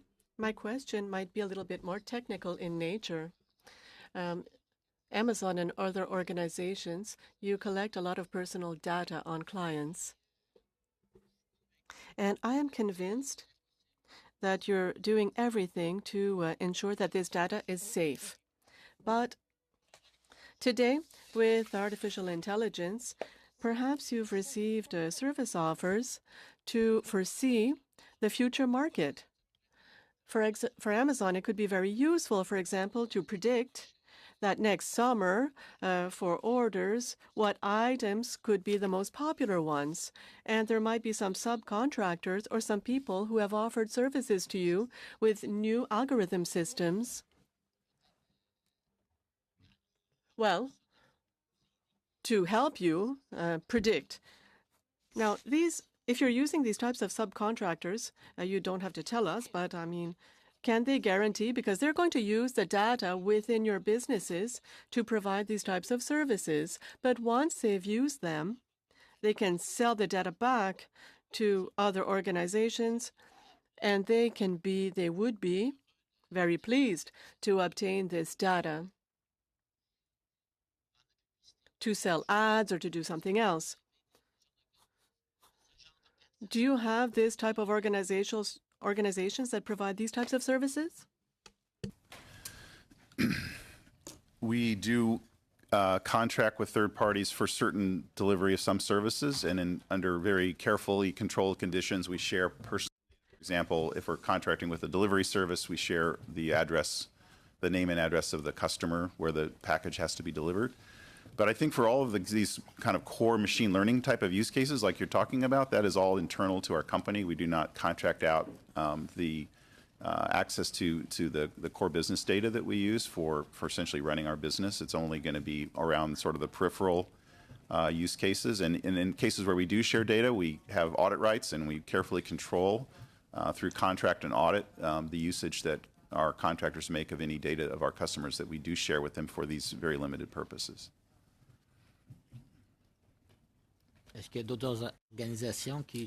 Are there any other organizations that use algorithms to sell products in this way? Microsoft, we have a very robust data governance model where we recognize and are able to attribute and mark data, appropriately protect it. Where we have needs for subcontractors, it's a very limited set of subcontractors we use. A lot of adjudication occurs before we select our subcontractors, and they must enter into agreements with us to maintain the privacy of the data that they are safeguarding. We have strict rules around the use of that data and the return of that data to us. And so I think when we look at the policies, procedures, technical safeguards around subcontractor use, I think we have a very robust program to ensure that there is misuse of that data. When we turn to artificial intelligence is an area of key interest to us, and certainly Satya Nadella in his book Hit Refresh has put together principles around the responsible use of AI and to empower people, really the first principle of these, and we've embraced those within our organization, ensuring that we have a robust governance structure around that. And so we have an Ether committee that looks at application of AI both inside the organization and outside the organization to make sure that we use it responsibly. And so putting these pieces in place internally helps us then better manage and understand how those tools are being used and put them in place in an ethical framework. We're quite pleased that we're working with governments around the world, be they the EU with their AI ethics work, or the recent OECD guidelines, or even here in Canada with the CIO Strategy Council's work on an AI ethics framework, so that we can help them, people and other organizations get a better sense of what are some of those responsible techniques, processes, and governance model that need to be put in place. And so for Apple, I'm not aware of us doing the kind of modeling you're talking about. Instead, our machine learning tends to be on-device intelligence. So for instance, as the keyboard learns about the user, this is information that the device itself collects and trains itself for that user without the information leaving the device. And where we are collecting data to help inform community models, we're using things like local differential privacy, which actually applies randomization to the data before it leaves the user's device. And so we're not able to go back and tie the individual user inputs and their content back to a user. So it's very much a device focus for us. Shannon? Sorry, we don't deploy any of those kinds of systems. I will say in some of our research work, we have been looking at experimenting them with also on device. I think that's a very solid approach to trying to protect people's privacy. Thank you, Mr. Gord. Next up from the UK, Mr. Ian Lickitz. I was just intrigued if I can pick up on what Mr. Collins was asking about both the phone for Apple and the Alexa device. Have there been any attempts to hack into the systems that you have and access the information that you retain? So Apple's systems are under constant attack. I don't know precisely if Siri itself has been a subject of the attack or not, but I think a good default position would be to assume that it is. However, because the Siri data is not associated with the overall Apple account, while we consider it very sensitive and will strive to protect it, it would also be challenging to gather an individual user's data out of the Siri system, even if it were breached. So has there ever been a successful hack into the system in respect of a particular individual? I'm not aware of any, no. And similarly, we've been protecting customer data very successfully for 20 plus years. This is a new kind of data, obviously a very sensitive kind, but we continue to have a very successful record there, and there's no indication of any kind of compromise of Alexa-related data. Okay, we'll move on next to Mr. Lawless for 5 minutes. Okay, thank you. So going back to some of the security and data privacy and I suppose encryption. I think Apple talked about the Key Store on the iPhone and iPad, and I think Mozilla I think is also a lot of kind of Key Store type features in the browser. So I suppose one of the challenges of security is that our passwords, I think, have become so secure that nobody actually knows what they are anymore, except for the devices themselves. So the Apple Key Store, I think it's called the Key Store application. You can ask it to generate a password for you, and then you can ask it to remember it for you. You don't know what it is, but the app knows what it is, and the device knows what it is. And I guess that's stored in the cloud somewhere. I know you gave an overview at the start.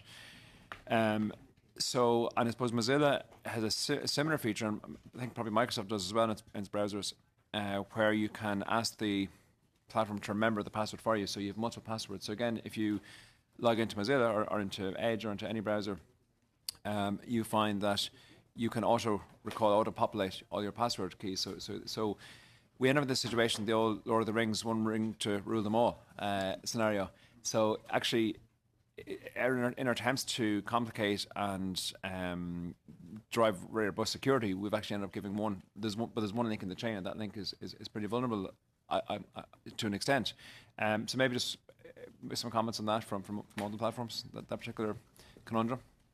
So I think the application you're referring to is the Keychain Access application on the Mac, and on iOS devices within settings, passwords and accounts, you can view the passwords. They are, as you say, auto-generated by the platform. Most users experience that through our Safari web browser, which offers a feature where it will link into the keychain. It is, as you say, stored in the cloud. It is stored in the cloud end-to-end encrypted. I want to make that clear. So it's actually encrypted with a key that Apple never possesses.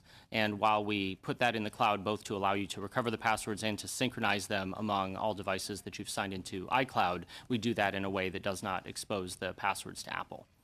So I think that you're right that passwords continue to be an area of challenge in terms of protecting user accounts. You see many companies, certainly Apple among them, moving to what's called two-factor authentication, where merely the password is not sufficient to gain access to the account. We're very supportive of that. We've taken a number of steps over the years to move our iCloud accounts to that level of security, and we think that it's a good industry progress.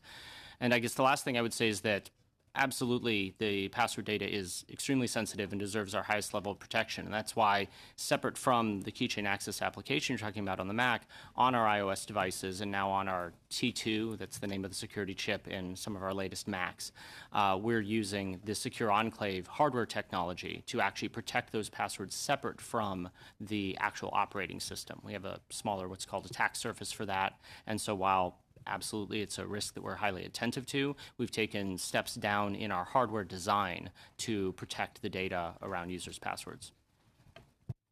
It's a great question. I'd just add to that it seems counterintuitive, right? And I think 10 years ago we would have said, this is crazy. You're going to put all your passwords in one place. We offer a similar product, Lockwise, on our browser to help people.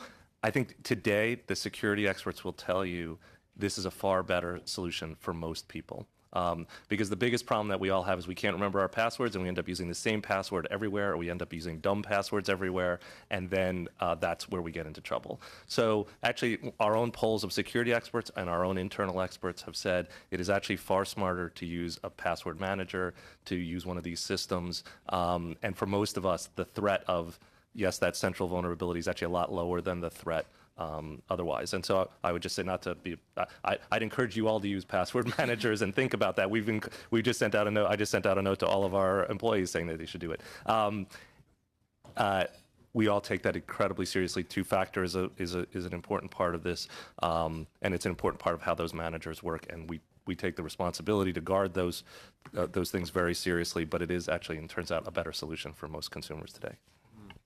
And just to chime in, we see that the local hardware-based protections based upon encryption to help support that password protection is important. Work that together with multi-factor authentication, so perhaps having something you have, something you own.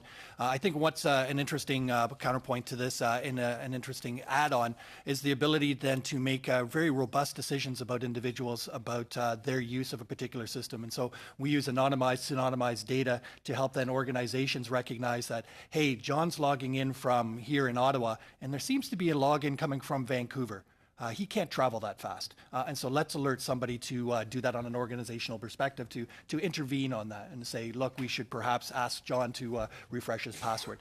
Another thing that we're able to do then, based upon our global scope of our visibility into the cyber threat environment, is often malicious users share dictionaries of usernames and passwords. And so we come across those dictionaries, and we are able then to inform our tool sets so that organizations, foo.com finds out one of their names are on there, they're able to go back there as well. And so when we start to look at some of that data associated with the use of a particular tool set, anonymization, pseudonymization helps then provide that greater assurance for privacy and security as well. And so let's make sure we recognize that, hey, there's that balance that we can strike to make sure that we maintain privacy while at the same time helping safeguard those users. Yeah, no, it's a very interesting area, and it continues to be challenging. And there's a usability trade-off versus security. How do you do? I remember an IT security manager telling me in a large corporation, he implemented a policy pre-password managers. Going back to maybe a decade ago, he implemented a policy of robust passwords, so everybody couldn't use their household pet or their birthplace, etc. But then he found that despite having this enforced policy, everybody was writing the passwords down because there's no way they could otherwise remember them. So it's kind of counterproductive. So just one final question, and then I'm going to share time with my colleague. But I think there's a website, it's haveyoubeenhacked.com or haveibeenhacked, something like that, which basically records known breaches. So if your data is in the cloud on any of your platforms or other third-party apps or sites, and it's compromised, then you can do a search for yourself or for your details and pull it back. Is there any way, I suppose, to remedy that? So, I mean, I ran it recently. I think there was 4 different sites that had been compromised that my details were on. If that happens on your platforms, is there any way to kind of so how do you undo that, or how do you mitigate that? Do you just inform the users, or do you reach out, or do you try to wipe that data set and start again, or what happens there? So we have breach notification requirements, obligations, and we notify our users if there's a suspected breach of their environment and recommend that they change their passwords. For the enterprise set, like that tool set I mentioned, so the I've been pwned, I think it's called, that site has readily available dictionaries, and so we feed those back to enterprise users as well. So there's the notification of the individual users, and we help enterprises then also understand what's happening. do the same thing. I mean, in the sense that we all have data breach obligations and would do those things in such a situation. We've also actually put together something called our own version of that. Have I been hacked? Firefox Monitor. So for Firefox account holders who opt into it, we'll actually notify them affirmatively of other attacks that we were notified about, not just any breach in our own system, but others as well. And I think that's going to be a service that people find valuable. And Apple's security teams, I mean, in addition to the steps that have been discussed here, if we become aware that an account has likely been breached, then we can take steps through what's called automated reset on the account, where we will actually force a password reset and do additional challenges to the user if they have two-factor using their existing trusted devices to reestablish access to that account. Yeah, it's very hard to get back in when you're out because I've had that experience. You mentioned balancing usability and security, right? We try to strike a balance there where are you the good guy trying to get back in? Let's not make it hard for you, and let's definitely keep that bad guy out. And so that's an evolving space. We're way over time. So we're gonna, the chair is taking the second round. So if you want to be, I actually already have you as number one on our second round, Hildegard. So once we get through everybody, we'll start that next round through. So it shouldn't be very long. So we'll go to Ms. Vanderbilt now for 5. Thank you very much. And actually, just to begin with, on the lack of utility of the idea of consent anymore, I think that we know that when you want to use a certain app or you want to use something, there are good purposes and bad purposes, right? So let's say that, for instance, I'm on my iPhone and I'm leaving Parliament and it's 9 p.m. My iPhone tells me exactly which route to take to get to my home. So it knows where I live because it's seen that I take that route every day. And if I suddenly start taking a different route to a different place, it will know that as well. Well, that's great when I want to know whether or not I should take the 417. But for that to know exactly where I'm sleeping every night is also something that could be very disturbing for a lot of people. So I think this idea that, we don't really have a choice. If we want to use certain services, if we want to be able to access Google Maps or anything like that, you have to say yes. But then there's that alternate use of that data. And I wish, by the way, on the comment about this being a public hearing, we have a ticker tape right on the side of the wall there that says this is in public. I wish there was a ticker tape like that on when you're searching on the internet, that you know whether what you're doing is going to be recorded or made public. So what my question particularly to Apple actually is, when you're collecting that data about where you've been, what your pet, because it's not just a matter of where you're going that day. It's not, I want to get from A to B, what bus route should I take? It knows exactly the patterns of where people are traveling in terms of locations. So how much of that is being stored, and what are the other purposes that could be used for? Right. So I'd like to be really precise, ma'am, about the you and the it in the sentences that you're talking about, because I think you used them correctly, but there is a subtle distinction there. It, your phone, does know that. Your phone is collecting based on sensor data and behavioral patterns and tries to infer where your home is, and that is your iPhone. You, being Apple, does not know this information, or at least not via that process. If you save a billing address with us for purchases or something, that's something different, right? The information that your iPhone is becoming intelligent about remains on your phone, and that is not known by Apple. So when you say, how much of it is collected, well, collected by the phone. It's collected under our frequent locations feature, where users can go browse and remove those inside the device, but the collection is just for the device. It's not actually collected by Apple. And so then if we talk about purposes to which it can be put, over our versions of the operating system, we try to use that information to provide good local experiences on the device, like the time to leave notifications or notifications of traffic incidents on your route home. But that isn't going to extend to purposes that Apple, the corporate entity, could put that data to, because that data is never in our possession. What actually Microsoft started talking about in your opening statement, which is the ability of hackers to access this. So Apple's not using this data, but is it possible through cyber threats that other bad actors might be able to get in and access this data? So I'm actually going to ask Microsoft, because you talked about $1 billion a year that you're doing in security research and development, and there's a term that you threw out that I'd like you to maybe explain a little bit: cooperative botnet takedowns. and the work that you're doing on cybercrimes. If you could maybe explain a little bit about, because we know that once the data is out there, it's impossible to put back, and a lot of these Cambridge Analyticas and other data aggregators are using it. So what are you doing to make sure that that data doesn't get out there in the first place? Right. So great question. And I think when we start to look at the marketplace, it's continuously moving, right? So what was put in place for security controls 10 years ago is different than today. And that's part of the efforts of the community that's out there securing the IT environment. From our case, what we do is we analyze what those common techniques are, and then we try to make sure that those techniques go away. So we're not just trying to keep up, we're trying to jump ahead of the malicious user community so that their previous exploits, they can't repeat them, and they'll have to figure out new ways to do that. We look at tools like encryption, tools like hardening up how the operating system works so that things don't go in the same place every time. And so think of it as if you go home from Parliament at night, you change your route. So that if they're waiting for you at the corner of Sparks, then they won't get you because you've changed route. We do the same thing within the internal system, and it breaks a whole bunch of things that the traditional hacker community does.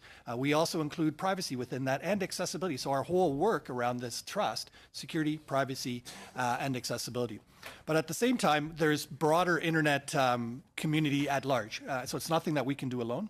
So there are internet service providers, there are websites, and even home computers that get taken over by what are these zombie networks. And so what hackers have started to do is they've created networks of machines, of computers, that they co-opt to do their bidding. And so they may have up to 1 million zombie computers that they use to attack different communities. And it really takes the internet down, bogs it down with traffic and whatnot. In order to take that down, you need one, technical sophistication to be able to take it over, but two, you need the support of legal entities within regions. And so one of the things that's unique for us is that our Cybercrime Center has worked with government authorities finding novel legal precedent to be able to take down these networks. So in addition to the technology side, we make sure we're on side from the legal side to be able to conduct our operations. Lastly, what we did here in Canada for the Zeus and the Citadel botnet, these are large zombie networks that had found themselves into corporate Canada. So we worked with the Canadian Cyber Incident Response Center plus the corporation to clean up those infections from those machines so that they would go quiet and they could start up again. And I know that Mr. Davidson looks like he wants to answer. So we'll go ahead, Mr. Davidson, if you want to respond quickly, go ahead. Two really quick points. The first is just that we work on something which that we call lean data practices. It's about the idea that we should not keep data if we don't need it. I'd say the best way to secure data is not to retain it. And so sometimes it's needed, but sometimes it's not. And I think one of the things that I think the industry could do a better job and consumers could learn more about is insisting that that data not be kept if it's not needed. A second point is that we worry. I think location is, you've hit on something, is a particularly sensitive area. I think it's probably an area that is unfortunately ultimately going to need more government attention. And I think many users probably would feel really comfortable with an Apple or a Microsoft holding this data because they've got great security experts and stuff like that.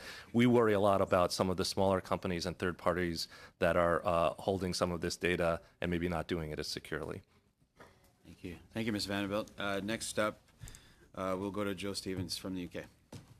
Thank you, Chair. Can I turn to a different subject altogether, competitions and markets? So I'd like to ask Mark and Eric, do you think different competition and antitrust rules should apply to tech giants, considering your unprecedented influence and market power?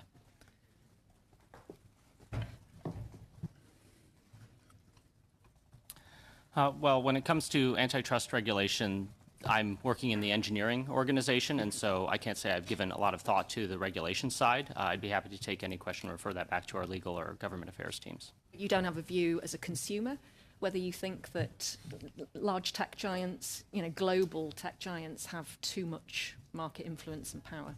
Well, I mean, I think my focus in terms of our platforms is to put the user in control of that data, and actually the influence you're talking about, or the control, to leave that as much as possible in the hands of users. Okay. Mr. Ireland. So we're a relatively large company, but of course that is partly or largely the result of the fact that we operate globally and we operate in a lot of different markets. So in any given market segment, we typically can be often a very small or middle-sized player. I think at this point, again, I'm not going to opine in any depth about competition law. It's not my area of expertise, but we feel like the existing competition law as exists today and is adequate to deal with technology companies. Okay. How about you, John? You know, we've been around for quite some time, since the 70s, and so we've had some focus on the organization and the way that we do our business, and I think we've made appropriate adjustments based upon the input and the perspective of governments around the world. I think one of the things that is important to me as a Canadian working for Microsoft here in Canada is the partner ecosystem and the enablement of Canadian innovation and Canadian business. And so when I think of the over 12,000 partners that make a living off of the tool set, the ability to have the reach that they have from a consistent platform around the world, to be able to sell innovation around the world based upon these tool sets and actually have a multiplying factor for the revenue that they generate here in the nation. Sometimes with packaged software, it's an 8-to-1 multiplier. For cloud computing, it's estimated as high as 20-to-1 multiplier for the use of these tool sets. And so we see that as a great economic enabler. And so having that global reach is an important factor for those partners that we work with. Okay, so that quite neatly leads me on to my next question, because I think there's quite a strong argument that global tech giants are a bit like a public utility and should be treated as such because of the power that you wield. So bearing in mind what you said just now about innovation, do you think if that was the case and there was a bigger emphasis on antitrust, that it would negatively impact on innovation? Is that your main reason? I wasn't making a linkage between those themes. My sense was that, look, we democratize technology. We make it silly simple for emerging nations, emerging companies with great ideas to leverage very, very advanced technology. So when you think about artificial intelligence and the work that's happening in Montreal, Toronto, and even globally, the ability to make use of these tools to provide a new market, is critically important. And so I see this as a catalyst for the innovation community. We're working across the 5 Canadian superclusters, which is Canada's innovation engine around agriculture, oceans, advanced manufacturing, building out new tool sets. And so our ability to look across those communities, do cross-platform type approaches, so leveraging our experience on platform, then provides community best interest activities. So for example, in the ocean supercluster, working with data and having data about our oceans and having that sharing a common commodity across the community, something we're advocates for and helping then grow in that community. And so having that platform, easy access to it, provides that innovation. Okay. Would either of you like to comment on the innovation point from your company's perspectives? Yes, I would be happy to. So we face robust competition in all the markets we operate in. Cloud computing is a great example. There's not a large number of players in the cloud market, but the competition is very, very strong. Prices are dropping, and it enables, as my colleague was saying, new kinds of business models that were really previously impossible. I worked for some years in our public sector business of Amazon Web Services.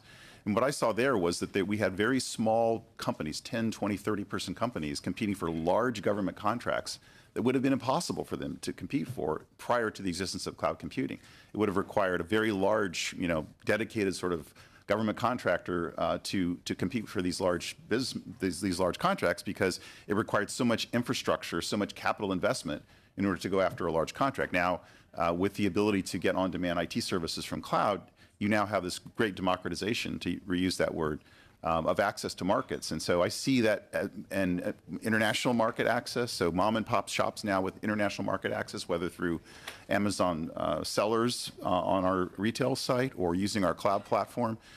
So I think competition is actually really strengthened by having some of these large-scale players that enable people to access a broader set of markets.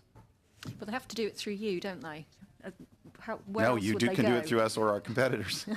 But there aren't that many competitors, are there? There's not a huge number of competitors, but the competition is fierce.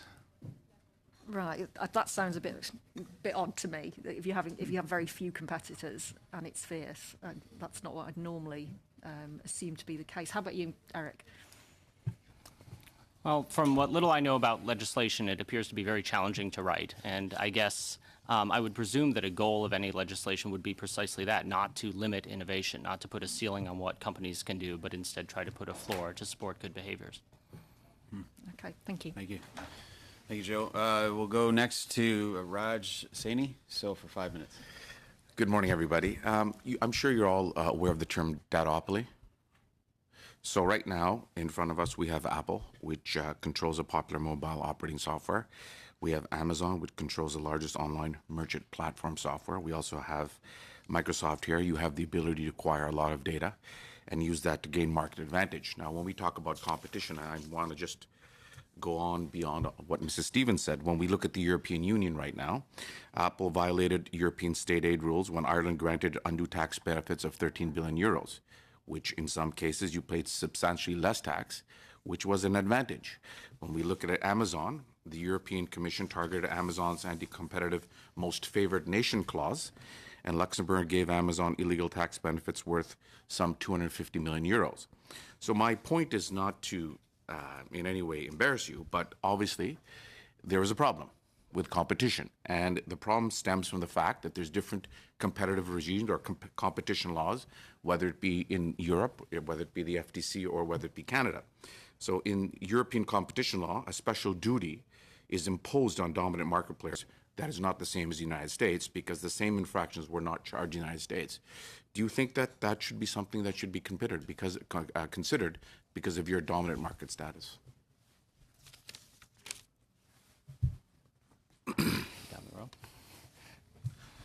As I said, I'm not an expert on competition law, but we certainly obey the laws of the countries and regions in which we operate, and we'll continue to do so. Well, the European Commission fined Amazon, so you didn't really follow the law. But my question is that there's a special duty imposed in European competition law on dominant market players. Do you think that should come to the United States and Canada also? I really should get back to you on that, because I'm really not an expert in that area. But I'd be happy to follow up with our experts in that area. Apple? So I am aware it made a great deal of press, I think, about that state aid story. I'm really aware of it as a consumer of the news, though. I haven't done a lot of reading on European competition law, and similarly, as I'm focused on privacy by design from the engineering side, for questions on that, I'll have to have the company get back to you on that. Okay. And just a question for Amazon. You are probably the most dominant bookseller in the market. Do you agree with that? No, I don't agree with it. You don't? We're Who's bigger than you? There's a huge market for book sales, all from all kinds of retailers to Walmart to. So who sells more books than you? I don't know the answer to that, but I'd be happy to look it up for you. So one of the approaches that you use when you allow books to be sold, and you can correct me if I'm wrong, I read this somewhere, that either you approach small booksellers and you exact a sizable fee from them to list their books. You don't pay authors per copy when they download the book, but you pay per page. And if they don't finish the book, then you pocket the difference. You track online what people read. So in the cases where people are reading popular authors, you don't provide a discount to them because you know you're going to buy the book anyway. Do you think that this is fair? Or is what I'm saying wrong? I don't know the facts surrounding the questions that you just raised, and so I can't really answer, but I'd be happy to get back to you on that. Okay. So my final question is, so just if you can suspend animation for a second, if we look at Amazon as a mall, and you own the mall, and you rent space to other retailers that you allow to be on your platform, you control access to customers, you collect data on every site, and you're operating the largest mall in the world. And in some cases, whenever small retailers show some success, you tend to use that information to start selling and diminish their competition. Now, I'm wondering, and I know this is a rhetorical question, but because you have access to all the third-party people that are selling products on your site, do you think that's fair? We don't use the data that we acquire for supporting our third-party seller marketplace. We do not use that data for purposes of our own retail business or for purposes of our product lines. You're sure about that? Yes. So anybody who lists a product on your website, you do not track the sales of that product, what product is popular, what product is not popular. We track the data for supporting that business and the customers of that business, but we don't use that data in our retail business.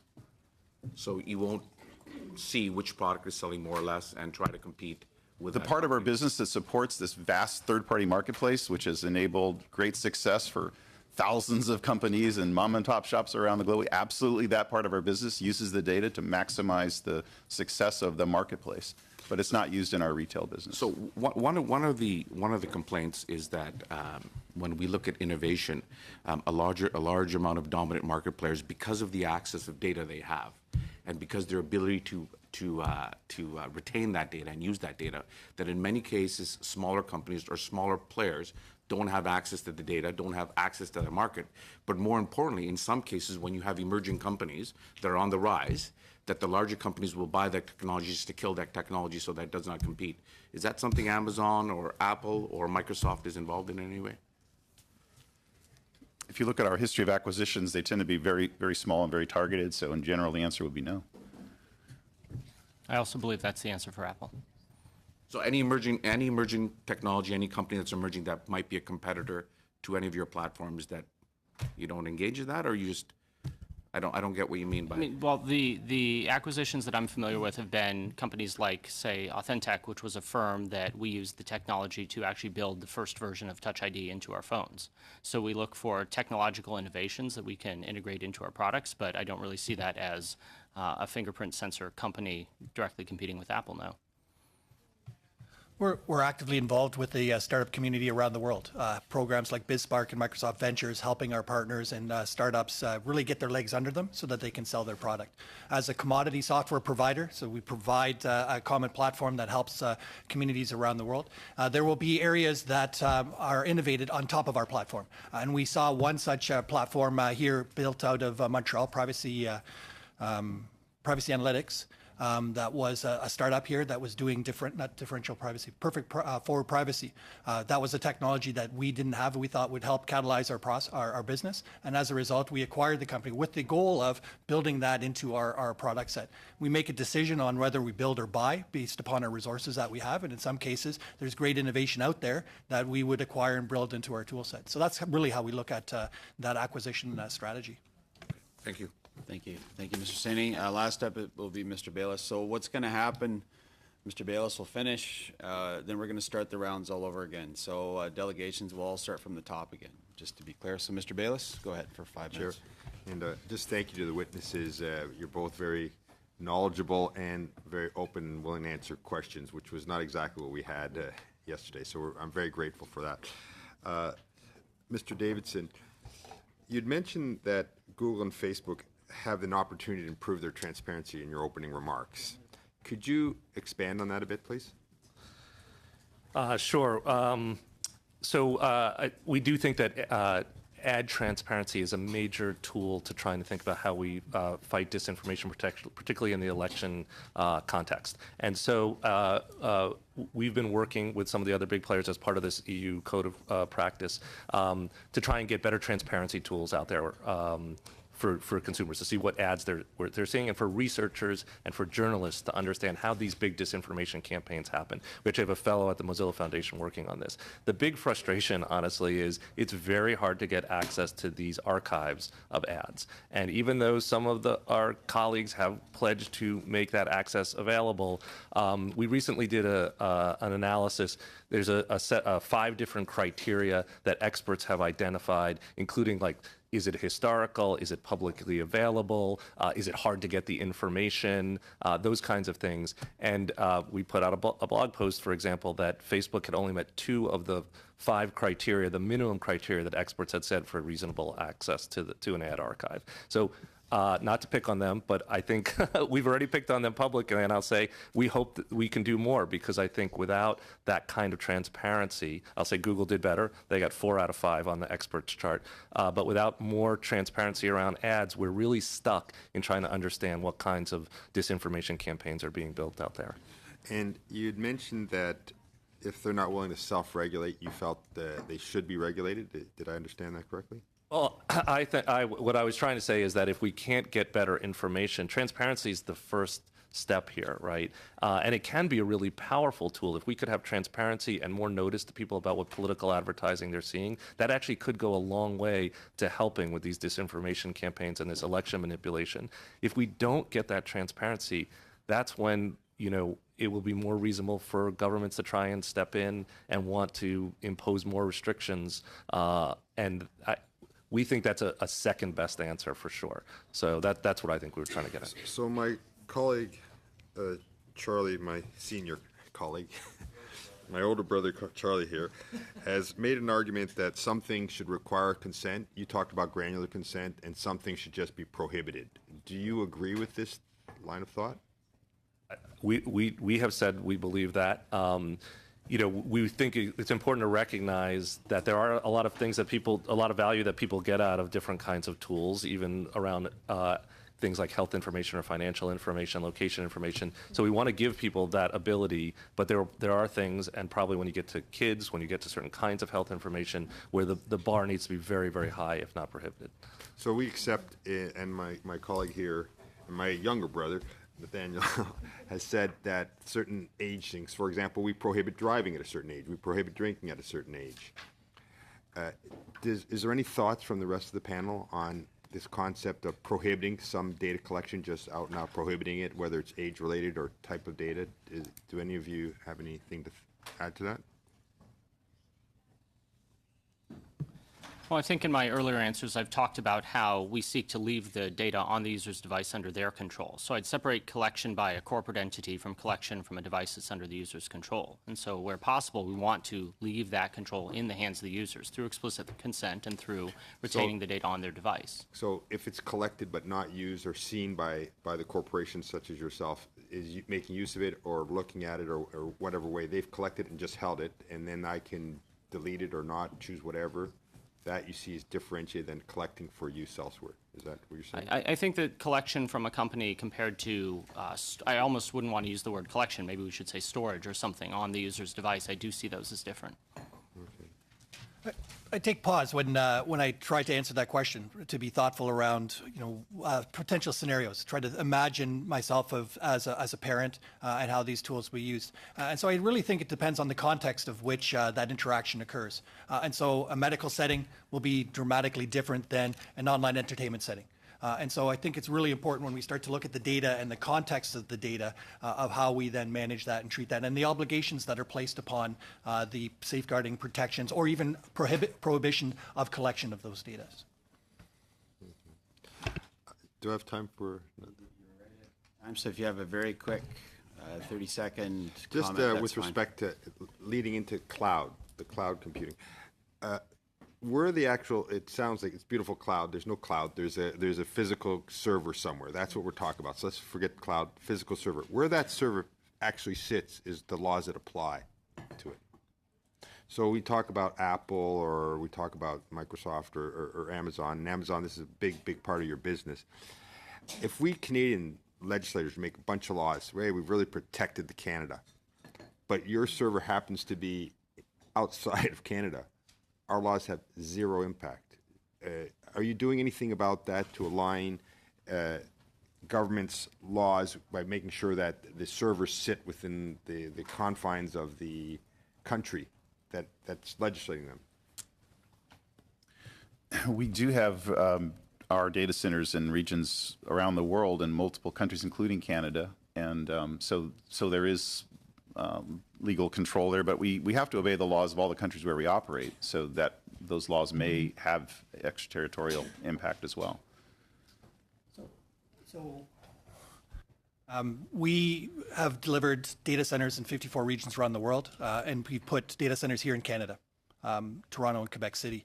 I happen to be accountable for making sure that they're compliant with Canadian laws and regulations, be it the Office of the Superintendent of Financial Institutions, be it the federal government's legislation, provincial privacy legislation. So it's critically important to us that we make sure we respect the local legal environment, and we treat data in those data centers, data that's stored in those data centers, like a piece of paper. And so we want the laws to make sure that they treat that electronic information like the piece of paper. We've been staunch advocates for the Cloud Act, which helps to clarify the conflict of laws challenge that multinational companies like ours have. We abide by laws around the regions, but sometimes they conflict. And with the Cloud Act, that hopes to really set a common platform for understanding around mutual legal assistance treaties, or the follow-on to that, because we all understand the mutual legal assistance treaties are somewhat slow and based upon paper.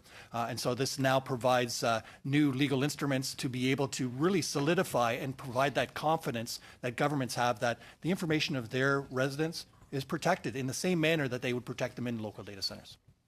Thank you. Thank you, Mr. Rios. So it hasn't come up yet, and I guess that's why I'm just going to ask a question. The topic mainly, the reason why we're here is because of a scandal called Cambridge Analytica and a social media company called Facebook. And we know we wanted to differentiate between who you are. You're not social media. Social media was yesterday, your big data, et cetera. But I just have a comment, and this is for you specifically for Apple. And this is why, again, we wanted Tim Cook here. He's made some really interesting comments, and I'll read exactly what he said. First, the right to have personal data minimized. Companies should challenge themselves to strip identifying information from customer data or avoid collecting it in the first place. Second, the right to knowledge, to know what data is being collected and why. Third, the right to access. Companies should make it easy for you to access, correct, and delete your personal data. And fourth, the right to data security, without which trust is impossible. Very strong statement. From your perspective, from Apple, and I'm also going to ask it from Mozilla, how do we fix Facebook? Or how would you fix Facebook?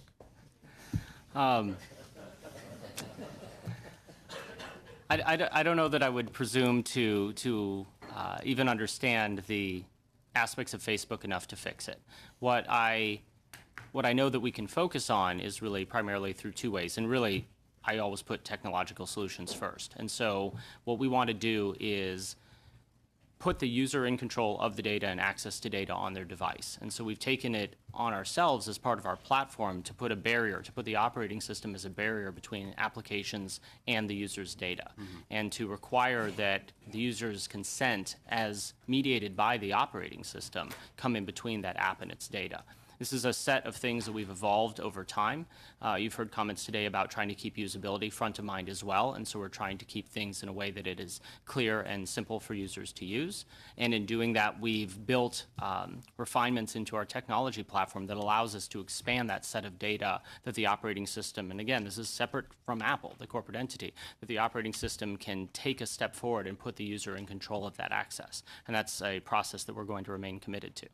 And to me, to change legislation around this is very difficult for us to do, again, with all the parameters that are around us. It might be more simple with somebody like Tim Cook and an ideology that considers users as paramount. It might be more simple for Apple just to do this than to get legislators around the world to pull this off. But we're making we're giving it a soldier's try. We're definitely trying. Mr. Davidson, any comments? How do we fix Facebook? It's very hard, again, from the outside to decide how to fix another company. I think a lot of us are really disappointed in the choices that they've made. And I think rightly, creating concern among a lot of people, among a lot of regulators. Our hope would be, privacy and more user control is a huge starting point. I guess if I were going to say anything to my colleagues there, it would be to be a little less short-term in their thinking about how to address some of those concerns. And I think they have a lot of tools at their disposal to give people a lot more control over their information. I think there are a lot of tools in the hands of regulators right now to try and make sure we have good guardrails around what companies do and don't do. Unfortunately, it sets a bad standard for other companies in the space when people aren't obeying good privacy practices. We all can do things on our side too. That's why we built the Facebook container and our anti-tracking tools to try and give people more control from our vantage. Thank you for your answer. So I'm going to pass it over, just so everybody, I'm getting signals for questions again. The way it's going to go, we'll start with my co-chair. We're going to go through our normal sequencing, so you'll have time, don't worry. I'll go to Mr. Collins to start it off. Thank you. If I could just start with Mr. Ryland and Amazon, and following on from the Chair's comments about Facebook, If I connect my Amazon account to Facebook, what data am I sharing between the two platforms?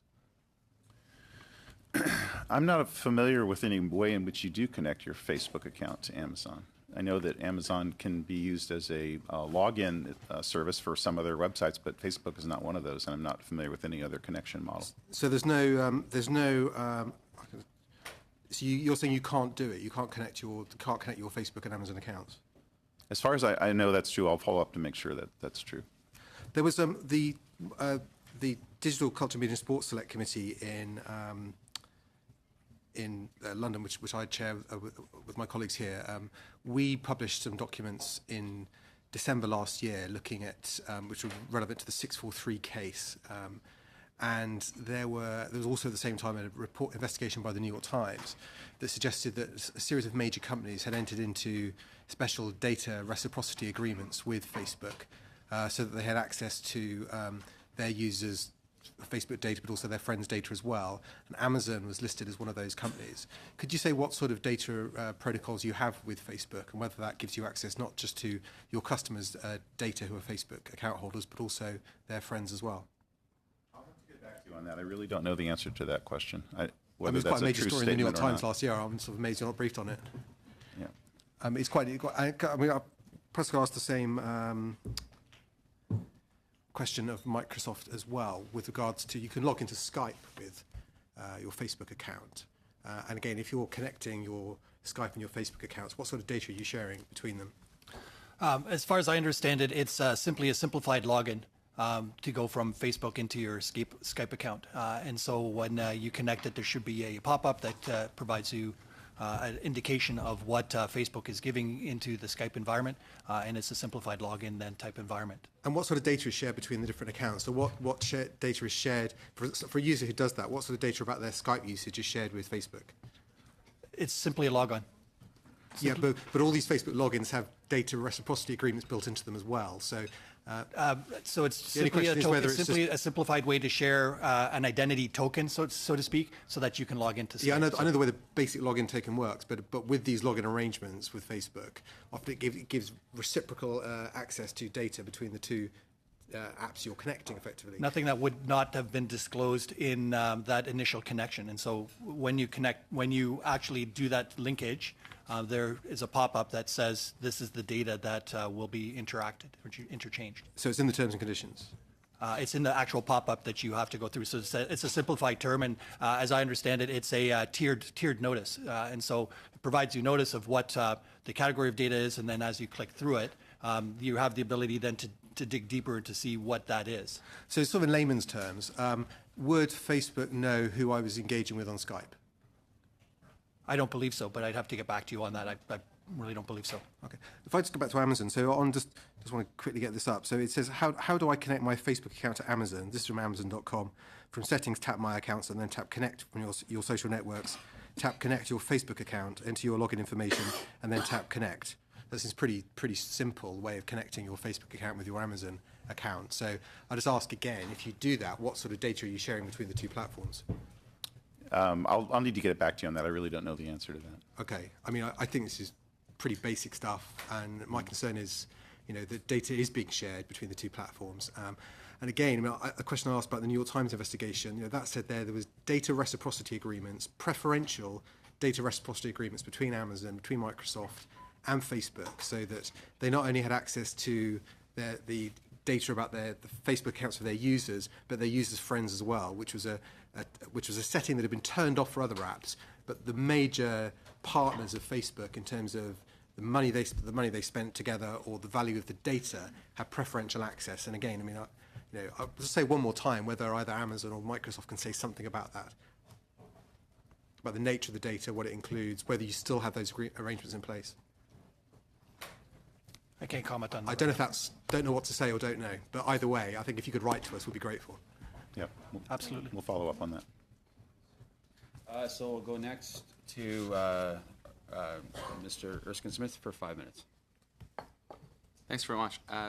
So I first want to talk about ethical AI. This committee started a study on this, and the Government of Canada now requires algorithmic impact assessments for government departments when they employ an algorithm for the first time as a risk assessment.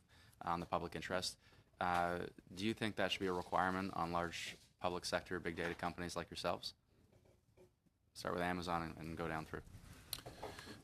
We strive very hard, and it's one of our fundamental principles, to work on good algorithmic fairness, and we have test data sets to make sure that we're constantly Do you think there moving should the be bar on that. transparency to the public so that there's a proper public accountability with the algorithms that you employ with such large troves of data and personal information?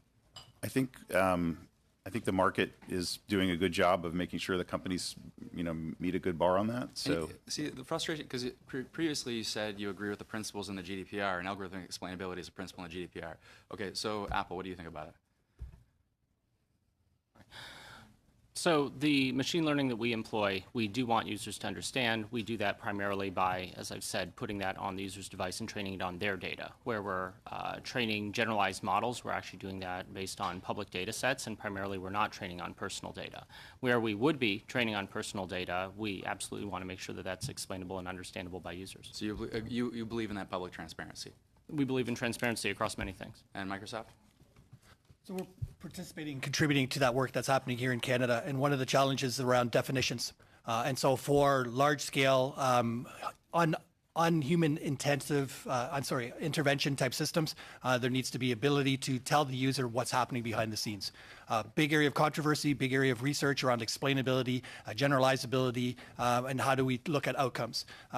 The way that documentation is currently written, it almost looks like if you have website localization. So if I am coming from Quebec and I then present a French website because of that, that would require algorithmic risk assessment and notice to the public. So you're conservative, but in principle you agree with the idea? So in principle, agree with the idea and applaud the government of Canada for putting that in place right now, and others should examine similar opportunities. Including the private sector and Microsoft. Okay. So competition law. So I read yesterday a quote from the German regulator who noted Facebook's superior market power and said the only choice the user has is to accept comprehensive combination of data or to refrain from using the social network. In such a difficult situation, the user's choice cannot be referred to as voluntary consent. Does the same principle apply to your companies? we face robust competition in the markets that we're in. Even in the cloud business, for example, our main competition is the old way of doing IT business, and there's a vast array of competitors across that. I appreciate that. I'll flip it a bit. Should the impact on consumer privacy be a consideration in competition law? Again, it's not an area. It's an area outside my expertise. I hate to give that answer. It's frustrating because I did specifically let Amazon know that competition would be a matter we'd be discussing today. Other companies, do you have a view as whether the impact on consumer privacy should be a consideration in competition law? So you imply that there is, at least in some cases, single all or nothing sort of consent, and we're very cognizant of that. And so what we do is offer very nuanced and fine-grained consent. It is possible to use an Apple device without signing into or creating any Apple account. So we try to differentiate and separate those things. I appreciate that. And does Microsoft have a view? So it's all about the data and protecting and safeguarding the data and how the data is used. And so I think you need to look broader at the data use, and perhaps data sheets for data would help in that regard, because I think privacy is about that data, security, accessibility. It'll be interesting to see what the Associate General Counsel says tomorrow at the Competition Commissioner's Data Forum. Okay, so moving forward with a secondary question on competition law. In the 1990s, Explorer was free, and yet Microsoft was prevented from monopolizing the browser space. So it wasn't protecting consumers on price, it was actually protecting innovation. And when we look at, I'm going to pick on Amazon a little bit, but okay, you said before, what I watch, what I input into Alexa becomes part of my purchaser profile or my user profile. I assume that also means what I watch on Prime, what I purchase from any number of sellers, what I search for on Amazon or beyond on the internet, all combined into a single profile, presumably to direct targeted ads. But I wonder also, does that my user profile combined with everyone's user profile, that also drives your decisions to create new products? Is that fair? We certainly look at the trends and the purchases and the behavior of our customers in terms of determining. So far apart from, I know in answer to Mr. Saini's questions, you said, well, we wouldn't, the third-party sellers on our websites, we're not tracking their information. But if you look at it from the other perspective, You are tracking all of our individual purchase decisions on Amazon, and you are combining all of those decisions in order to compete against those third-party sellers that are on your marketplace. How is that not abuse of dominance? I think the fact that the third-party marketplace is wildly successful, and there's a huge number of very successful businesses on that, is a very clear indicator that this is not a problem. And you don't think you have an unfair market advantage? No. Okay, and the last question I have is raised by... Very quickly. I know we're trying to squeeze everybody in, so... Sure, raised by our experts yesterday with respect to the monetization of personal data as the business model is the problem. That was put by a number of folks, and Apple, I think, Tim Cook's made the same point about the industrial data complex. Microsoft and Amazon, do you think the business model is itself a problem? You just want to collect more and more information about us? What's the value to us in you collecting so much information about us? Is the business model a problem? To be clear, the information we collect is only there for the products, and so we're not looking at doing things personalized to you and you only to target you. And so when we find that people aren't using a feature, grosso modo, anonymized, and that's a great feature, we try to surface that feature in subsequent releases. So that's simply there to help enhance our business. We're a software and services company. That's what we do. That's our business line. Is very consistent with consumer privacy because it's all about meeting customer choice through a traditional purchase and sale model of capabilities and products and services. Thank you. I will go to Mr. Angus for 5 minutes. Thank you very much. Diapers.com. Online business selling diapers in this competitive market that Amazon says is out there. And Jeff Bezos wanted to buy it, and they refused. And so they went to predatory pricing, and Amazon was losing $100 million every 3 months on diapers to put a competitor out of business or to get them forced to sell. And they finally agreed because they were afraid Amazon would drop prices even lower. We talk about antitrust because of the kill zone of innovation that The Economist is talking about.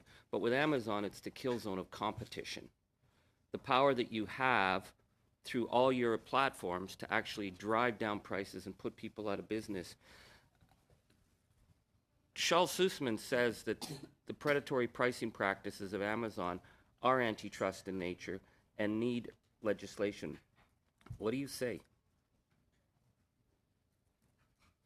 Again, I have to say I'm not an expert in the competition law, so and I don't know the history of the details, some of the things you mentioned. I think that the general business that we're in and the robust competition that we see across all these businesses and the fact that there are lots of new startups and that we have a great number of competitors even who use our Amazon Web Services platform. Some of the largest online commerce platforms in, say, Germany or Latin America use AWS and trust us with their businesses. So we think the competition is working. You've got all the people use your cloud services, and then you can drive down prices against mom and pops.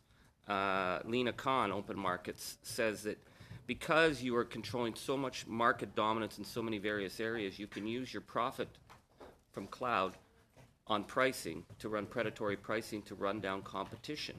And she says that your structure and conduct poses anti-competitive concerns, yet has escaped antitrust scrutiny. This is an issue that I think legislators need to think about. We see in Canada, one of the great advantages you have is you're not paying taxes the way our poor businesses have to. In the UK, you made £3.35 billion and paid only 1.8 million in taxable income. I mean, you're like our biggest welfare case on the planet if you're not paying, if you're getting that. In the U.S., it's even better. You made $11 billion in profits, and you got a $129 million rebate, so you're actually paying negative 1% tax rate. That seems to me to be an extraordinary advantage. I don't know any company that wouldn't want to get a rebate rather than pay taxes, or any citizen.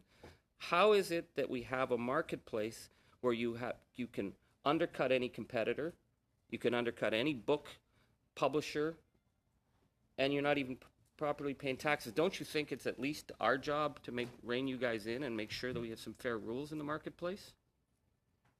Again, I apologize. I'm not an expert in the competition law area. We're here the competition or the panel discussion was on security, consumer protection, and privacy, where I do have some expertise, but I'm not able to answer your questions on that.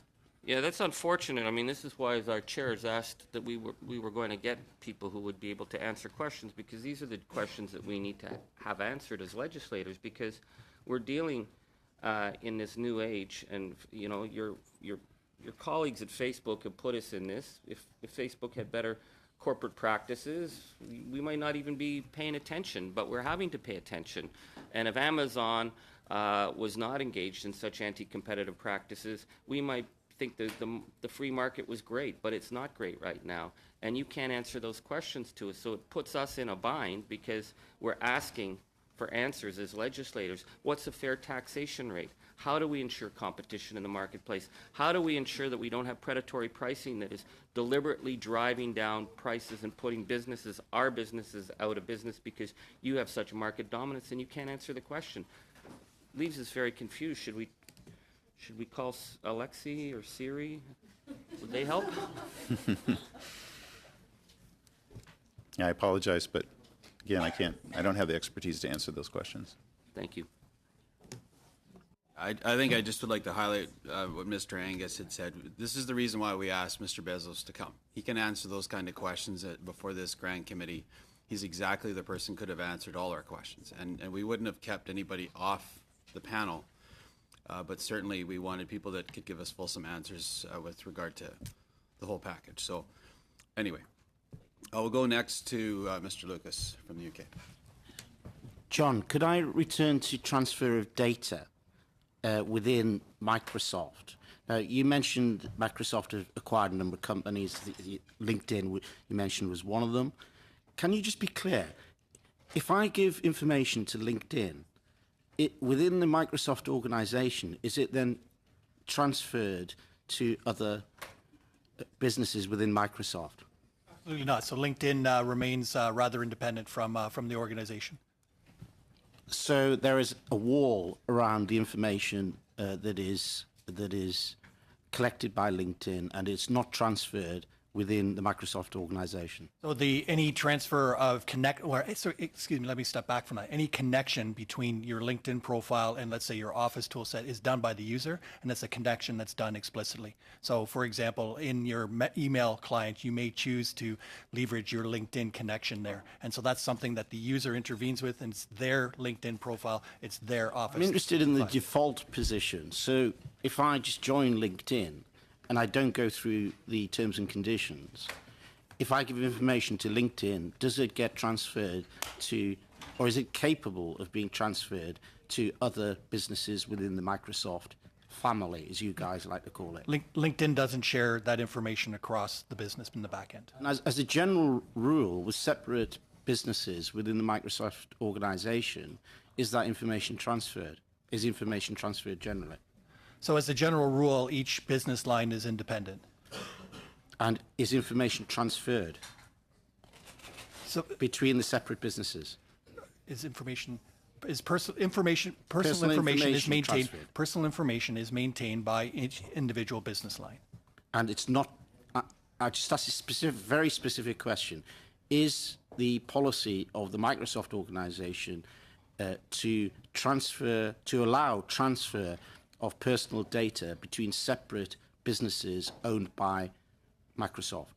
So this is a consistent purpose. Can I have a yes or no? It's a consistent purpose question, right? And so we ascribe it's a question which, either yes or no is the answer. I will have to answer. I cannot affirm or deny that I don't have that knowledge. Right, okay. That's not very helpful. Could you come back to me on that question? Yeah, thank you. Just, Eric, I've got in front of me two very impressive Apple devices, although my techie colleagues tell me that my iPhone is really very old. The issue I have is that people access, for example, Facebook, very much through Apple, through the hardware that you provide. And you have said a lot of information goes into the Apple the phone or the iPad, and it's not transferred elsewhere, and it's not your responsibility that it's transferred elsewhere. I don't really buy that argument because people access other platforms through your hardware. Now, you are one of the biggest businesses on the planet, and you can deal with who you like. Why should you be allowing businesses that don't agree with your approach to privacy to use your hardware to do business? So I don't know if the businesses agree or disagree with our approach. I think we'd certainly encourage and we try to demonstrate that people can copy us in our approach to privacy. What my team seeks to do and what I think the focus is, as I said, yes, to put the information on the device, but I do think that we have a responsibility about where it goes, and that's why we've taken steps in our operating system to get in between an application and certain data on the device. And there's some data that we've never exposed on the device, and I don't think we would. For instance, the user's phone number or hardware identifiers that could be used for tracking have never been available on our platform. We did this with the design of a technology we call sandboxing, which actually separates applications from themselves and from data in the OS. My point is that you set out the principles, the chairman set them out, and it's really complex and difficult for us to legislate on these issues, as we're all discovering. You can do business with Facebook or not. You could disallow access to Facebook through your hardware if you so chose, if they did not adhere to the principles. Now, Facebook's done your industry a lot of damage. Why do you continue to do business with them? I think I guess if you're talking about their availability on the App Store, I think that there's two. Well, it's a fact that so many people access Facebook through your devices. Right, but so on one hand, under the hypothetical, if the Facebook application wasn't there, Facebook offers a website, and people would be able to access Facebook still through the website, through our browser, through a competing browser. And if we go farther down that route and say, no, we should actually begin imposing, I guess what I would call... It's not imposing, it's about agreement. If you believe in your principles, then you should, and you're an ethical company, then you should deal with people who agree with you, who abide by your principles. That's within your power. Well, so I suppose what's within my power is the technical controls, and my approach is to say that underneath any application or any service running on the phone, that we should find technical measures to keep the user in control of their data. But what you could do is not do business with Facebook if you chose. You could choose an approach where you set out your principles and you apply them in dealing with who you want. Why don't you do that? So again, I think that if I take that, and you can correct me, but if I take that as the availability of Facebook on our App Store, I don't think that it would measurably impact privacy to withdraw that application from the App Store. You really don't? I think that users... You think you get a bit of a headline? Headline, sure. I don't personally believe that headlines necessarily impact privacy with respect. But I think that users would... Don't you think that it would make a substantial impact on the approach that Facebook has been taking? I think that, as you point out, Facebook is an extremely popular service. I think that users would turn to web technologies and other ways to continue to access Facebook. I don't personally see a way that either Apple could or out of respect for individuals' privacy that I'd be comfortable dictating to them. See, what concerns me is you're presenting yourself as the good guys, but you're facilitating the bad guys through use of your hardware. I think we have taken many steps over the years to continue to constrain and raise the bar higher than any other platform on privacy and user control over their data on our hardware. It's precisely because of our hardware integration that we've been able to take so many positive, proactive steps toward putting users in control of data and trying to find ways to encourage data minimization. But you still want to do business with the bad guys. Thank you, Mr. Lucas. We have to move on. So next up, Ms. Naughton from Ireland. Thank you. I just want to go back to Mr. Ryland and my earlier question in relation to Amazon displaying the names of and email addresses of customers, and you were categoric that did not happen. I'm certainly not familiar with the incident. I don't believe so, but there's two articles here from The Guardian on the 21st of November and The Telegraph, the 21st of November last year, and both of them stating that Amazon suffered a major data breach that caused customers' names and email addresses to be disclosed on its website. So, I'll be happy to follow up on that. yeah, thank you. I just wanted to clarify that. Yeah, it's very much on the record. Yeah. That's it. Thank you. So we'll move on. Sorry. Yeah, you bet. Yeah, go ahead. Yeah, just a question about data portability. I know it's a GDPR principle as well, but it has been historically an issue. And I suppose it's one of the things that, in terms of the big data, where it sits and how it's housed and what format it's kept in, etc. And what I suppose are all of you doing to first of all, is that something you embrace? Do you want to hold proprietary data so that it's exclusive to your corporation, or is it something that you're comfortable with using open formats to share? And where are each of you at on data portability at the moment? To start by saying we think access and data portability are extremely important parts of the GDPR and actually really important pillars of any good privacy rules. Not only that, but they actually could have a positive effect in the competition space too. So we think there's a lot a lot of promising work to be done in not just getting people to be able to see what people have, and we do that where we can, where we hold data, but also making it useful. So it's not just like I can download my entire Facebook corpus of data, which I've done and people should do. It's really interesting. But also making it useful so that I could take it somewhere else if I wanted to.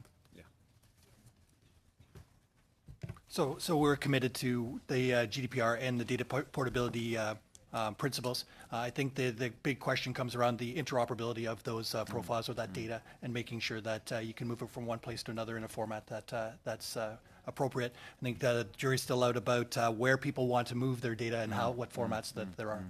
I think Microsoft have advanced on that. I know there was at one stage an issue, or allegedly an issue with Microsoft in terms of proprietary formats and lock-in. But I know now there's always an option to save as, under XML and more open formats. So I guess that's where you've gone with that. And Absolutely. And we've seen the industry move now to, even in the cloud computing, to be able to take arbitrary activities and move them from one place to another. And so that's something that we've embraced. And really, I think when we start to look at the open source, open data community, that's something that we've looked to for advice and guidance as well. So in expectation of GDPR, Apple launched a data and privacy portal, and users can download their personal information both under access and portability in human and machine readable format. Good.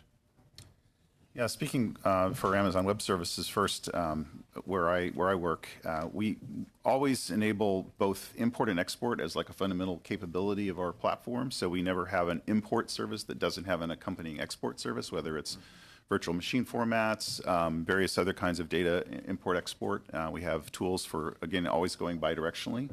And we also work a lot with the open source community for portability of application code and so forth. For example, a lot of our platforms are supporting things like Docker formats for containers, Kubernetes for cluster management and so forth. So users can very readily create highly portable systems and data portability across platforms, and that's something that, again, customers expect, and we want to meet those customer needs. Okay, so the likes of the Apache and open source foundations, et cetera, and those sort of guidelines that were emerging open standards, they're being, I suppose, embraced to an extent, or maybe they were pre-GDPR type, community concepts, but they're pretty much across the board now. Is that the case? Absolutely. Yeah. Okay, very good. Thank you, Chair. Next, we'll go to Singapore for 5 minutes. You had mentioned earlier in a reply to Mr. Bayliss that with regards to political ads, that your first preference was for company action to promote transparency. I'd like to highlight two instances where it seems that company action has fallen short. In April 2018, Facebook had implemented new rules for political ad transparency, and they acknowledged that they were slow to pick up foreign interference in the 2016 US elections. They said they were increasing transparency around ads. They said that this would increase accountability. But yet, in late October 2018, Vice News published a report showing how easy it was to manipulate this so-called safeguard that Facebook has put in place.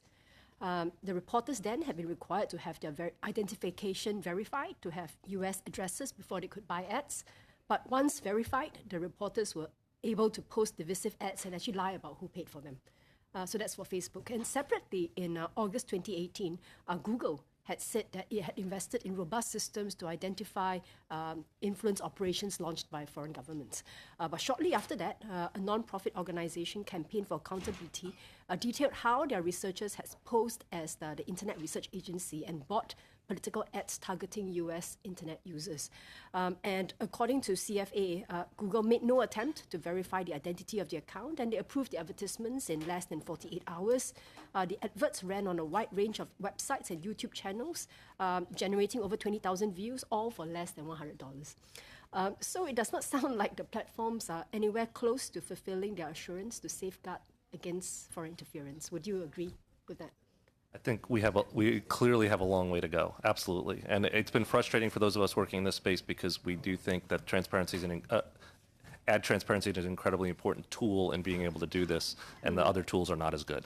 Yeah, and it does not seem that it's a technical problem per se, because I mean, they have flagged out, the researchers had flagged out that they had used the Russian IP address to access Google's Russian advert platform, supplied the details of the Internet Research Agency, and they went as far as to pay for the adverts using Russian ruble. So it seems to suggest to us there's actually more about a desire to sell ads really rather than to curb foreign interference. So I guess I would just add that, I'd caution a little bit that the jury is still out. It's still early days. There's a lot more to do. I think the experience perhaps in the parliamentary elections in Europe will be informative in the elections in India, where people were trying to take much more proactive steps. So I think we do need to be able to assess. That's partly why transparency is important. I would just add one other thing, which is platforms should do more, need to do more. But as somebody else among your colleagues has raised, that we should look at also who is perpetrating these acts. Oh, definitely. And yes. and this is where we as companies need help when it's nation states attacking companies. Yes. We need the help of government. You did use the term earlier about having guardrails. Yes. I think that's important, to prevent all of us from dropping to the abyss of misinformation, really. Yeah. Agreed. Thank you. Chair, thank you. Thank you. We'll go next up to Anita. Go ahead. I just changing the topic a little bit. Mr. Davidson, in your opening remarks, you talked about the fact that your company's workforce is focusing more on diversity. And we know, and we've heard testimony, that algorithms are influenced by the social biases of those who are programming them. So if most of the programmers are young 20-something males, that social bias will be perpetrated through the algorithm. So how important, first of all, is it that the workforce be diversified, and how are you doing that, and what impact is that having? So we think it's extremely important. And I would just say it's essential, not just because it's the right thing to do, and it is the right thing to do, but also because our argument is we will build better products. We all will build better products if we have a more diverse workforce that reflects the broader base of the communities that we serve. And it's been a big struggle in Silicon Valley, in the tech industry generally, and I think we all should acknowledge that, and it's something that we constantly need to work on. In our company, I would say we've made it a very big priority. I'll say, just as an example, every executive in our company has goals for the year, like we call them objectives and key results for the year. And a mandatory one of them, we all set our own, but one of them for everybody is how well did you do in diversity in your hiring? And it just adds that little extra push because you're being graded on it. We need to do more of that, and I will say we will be the first to say we have a way to go. I think we probably have made a lot of progress in gender diversity, particularly within our technical community. We've done less well and still have a long way to go on other kinds of ethnic diversity, and that's something we are really working on with a lot of folks in the industry. Thank you. So thank you for raising it. Yeah. The other platforms to each comment on that? So at Microsoft, Satya Nadella has made it a top priority and recognized that our decisions, our products are better if our company better reflects the communities that we serve. And so here in Canada, we're working to have Microsoft Canada reflect the cultural mosaic that Canada has. And so that includes not only gender, but ethnic backgrounds and orientation, but also for those people that have unique adaptive requirements as well. And so unique work styles. So if they have visual challenges, hearing challenges, or perhaps mental attention challenges. And so really creating that community. And we build that into our AI ethics program. And so we have a governance committee that looks at where there's sensitive uses of AI. But then we convene what is a very diverse community to do a 360 view of that sensitive use. And we want very explicitly to have that cross-sectional perspective from every person that's in the organization that has a comment, and to represent, again, that cultural mosaic. And so that way we feel that we can address some of those potential unintended consequences up front and be able to provide advice and guidance then going forward.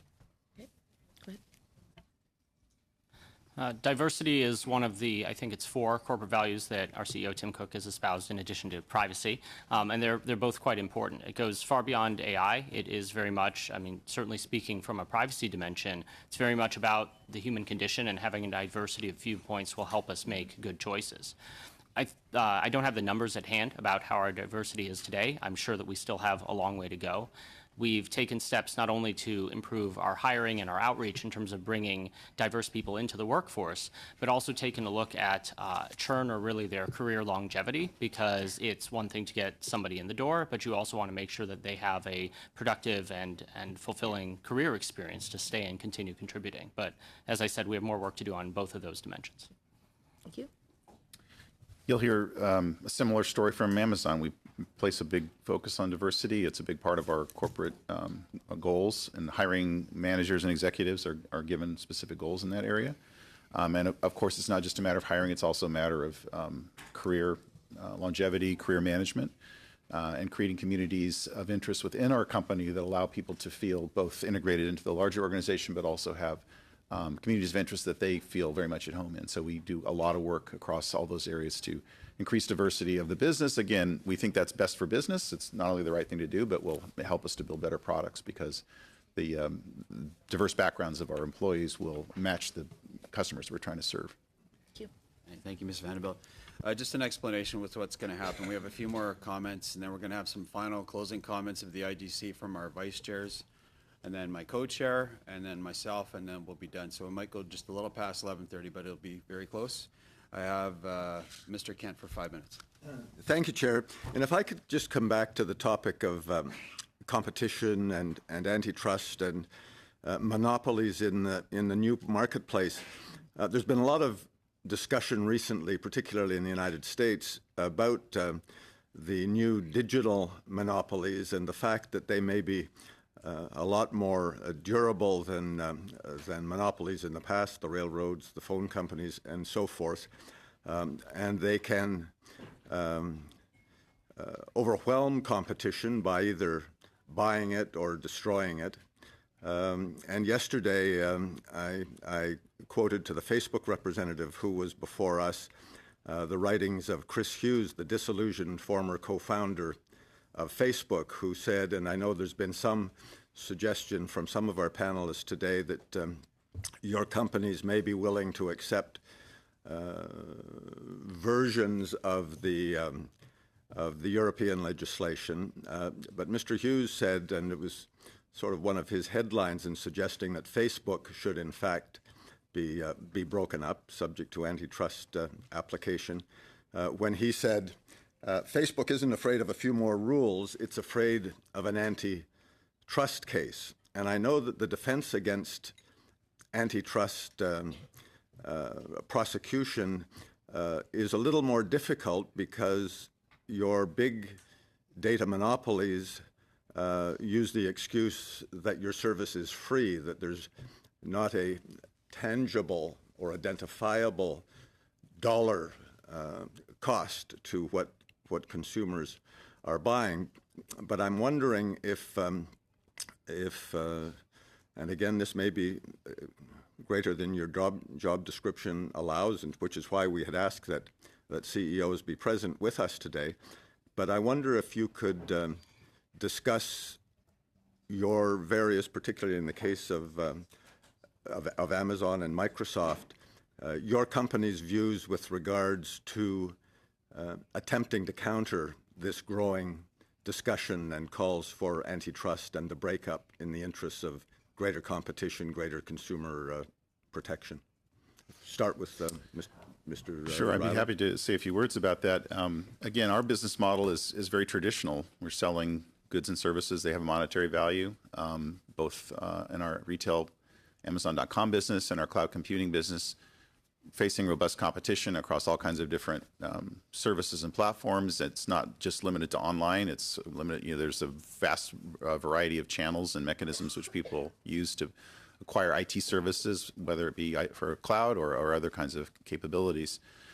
So it's just a very different business model from our perspective. And the use of data that we make to enhance the consumer experiences, we believe, very much adding value for consumers, and they really enjoy the experience of using these technologies. So I think it's a very different approach to some of the issues that you raised. Again, that's kind of a high-level statement, and beyond that, in terms of specifics around competition law, I've already disclosed that I'm not an expert, but I think, again, our business model is very traditional in that regard, and so I think it's a bit different. Microsoft? I think as you look at our longevity since the 70s, we've seen ebbs and flows. And we've seen, we used to have a phone. We have a great browser that is out there, but it's undergone a number of revisions. The vision of having a PC on every desktop has now changed to a phone in every pocket. And so we see these ebbs and flows that move throughout the environment. For the consumer data environment, consumers will go to services that are popular to them, and then they will have ebbs and flows. And certainly if you speak with millennials today, the millennials are off on different places. I know that, for example, my children who are kind of in that space, although they'll disagree that they're millennials, will say, Dad, I'm not there. Don't talk to me on that channel, talk to me on this channel. So these things ebb and flow. The data then lends itself to algorithms, and we see an algorithmic age come in. And people using algorithms as a monetization technique. We see a move from algorithms to APIs and people monetizing APIs. And so what we have is this continual innovation engine that's moving forward. We need to work together to try to figure out those unintended consequences. Lessons that we are learning along the way when it comes to disinformation, for example. The squishy bag that happens when we push down on one place and then we're surprised when, oh, we didn't think about that. Working together, then we can put in place those instruments to be able to do that. And so I've abstracted this out, I know, from your question around, anti-competition, antitrust, but I'd like to look at it from the macro level to say, well, look, these things ebbs and flow, and how do we then put in place a strong protection mechanisms for businesses and for people? And that's through partnerships. Apple, and then Mozilla. I don't know that I have much additional to add to the comments of my other panelists. I think that we're very much about trying to put both the diversity of the App Store in front of our users and try to enable great competition there, which I think has been wildly successful for many, many different companies in that space. And when it comes to personal data, we practice data minimization and are trying to not empower Apple, but instead empower users. Mozilla? Well, I would just say I work at a company that in some ways has its roots in a reaction to a dominant player in the market, which was Internet Explorer at the time. And so I think we do believe that, antitrust law provides some really important guardrails in the market. We want what everybody wants, which is a level playing field of competition. We think that, there are a lot of concerns out there about size. With size comes responsibility. We also think that, antitrust, there are a lot of very powerful tools in the hands of antitrust regulators today. We probably need to think about how to give them more information, more tools, better understanding of how to about things like APIs and the power of data in their analysis. That's really where the upgrade needs to happen first, even as we think about how to expand the rules. But it's a very important area. And contemporized digitally. A contemporized digital antitrust enforcer is what we need out there. Thank you. Thank you, Mr. Kent. Last in line of questions, David. Go ahead, Mr. Graham. Thank you. I want to come back. I got everybody else earlier, so I want to come to Mr. Ryland for Amazon for a bit. Earlier, you were talking to Mr. Lucas about whether Alexa has ever been compromised. And as I recall, you said that has not. Is that correct? That's right. So are you not familiar with the checkmarks hack only a year ago that did a complete compromise of Alexa and could cause the Alexa to stream live audio at an unlimited amount? I wasn't familiar with that particular. I think that was. Well, I'll get back to you on that. Yeah, are you not the director of security engineering? What's that? Are you not the director of security engineering? I am at Amazon Web Services, Web yes. service, okay, so we weren't sent someone from Amazon proper. Just want to make that clear. So Amazon has an integrated marketing system. So if I go search for something on Amazon, and then I go into another computer and another website, and I'll have ads pop up for me from Amazon saying, hey, you want to buy this thing that you search for on a different device on a different day and a different time and a different IP address? How does Amazon know that? And what kind of data exchange happens between Amazon and other sites like Facebook and other websites all across, like National Newswatch does that to me? What is the information exchange there, and how do you know who I am on another device? So we do participate in ad exchanges. We have a whole privacy site on our website that allows you to opt out of advertising. But that, again, that's not personal data. That's anonymized data, and it's based on demographic profiling. But again, it's straightforward to opt out of that on our website, or you can use some of the industry tools such as Ad Choices to opt out from participating in ad networks. Okay, so it's anonymized data, but it knows exactly that one thing that I looked for 3 hours ago. That I can't speak to the very specific experience you have, but we're not using your personal data for that type of use case. Okay. Earlier, at the very beginning of the meeting, you had some interesting perspectives on consent for use of data. It caused a very good intervention from Mr. Angus. Can you tell me, in Amazon's opinion, or in your opinion, what is the limit of consent for sharing of data? I mean, is it explicit, or if something is advertised on the box as a smart device, is that enough for it to be consent to share data? And we think, context awareness makes sense, that, the reasonable consumer consuming a certain experience will have some idea of what is involved. And if that is not there, then we want that to be more explicit. So it's very contextual. And it also depends, obviously, on the type of data. Some data is much more sensitive than others. As one of the other panelists mentioned, it's different to use an online gaming platform versus a healthcare site. So context aware, content aware, consent makes a lot of sense. Okay. You mentioned earlier that you're a customer-oriented company. Are you also a worker-oriented company? Yes, we very much try to be very, very worker-oriented. Do you not get engaged in anti-union practices? I would say, again, not my area of expertise, but we treat our workers with respect and dignity and try to pay a solid wage and give them reasonable working conditions. So do you engage in any data collection of your own employees? Like all companies, we collect data around things like web access and use using appropriate use of our technology to protect other workers in the workforce. All right. So there's no time that Amazon has distributed anti-union marketing materials to newly acquired companies? I'm not familiar with that particular scenario. Well, I hope the next time we have this committee, we have somebody at Amazon who knows the policies of Amazon rather than AWS. And you do very good work at web services, but we need to know about Amazon as a whole company. I think that's all I have for the moment. Thank you. Thank you, David. So I did neglect Joe from the UK. Apologies, we need to catch a flight, so just thank the committee for engagement over the last few days. All right, and we will see you in November this year. Again, thanks, and Absolutely. give our best to Ms. Naughton. Thank you for coming. Thank you very much. Go ahead, Joe. Thank you very much, Chair. I just wanted to go back to something you said, John, earlier about a board or a group that you have to look at sensitive use of AI. Can you give me an example of what you would have described as sensitive? What sort of AI deployment? I think one of the areas that we look at is the use of artificial intelligence in medical diagnosis, for example. So we look at three criteria. One is consequential services. Can it approve or deny consequential services? Is there infringement on human rights or human dignity? Or is there health and safety issues at hand? And so in one case, researchers were training artificial intelligence algorithms upon chest x-rays, and they wanted to put that then on the emergency room floor.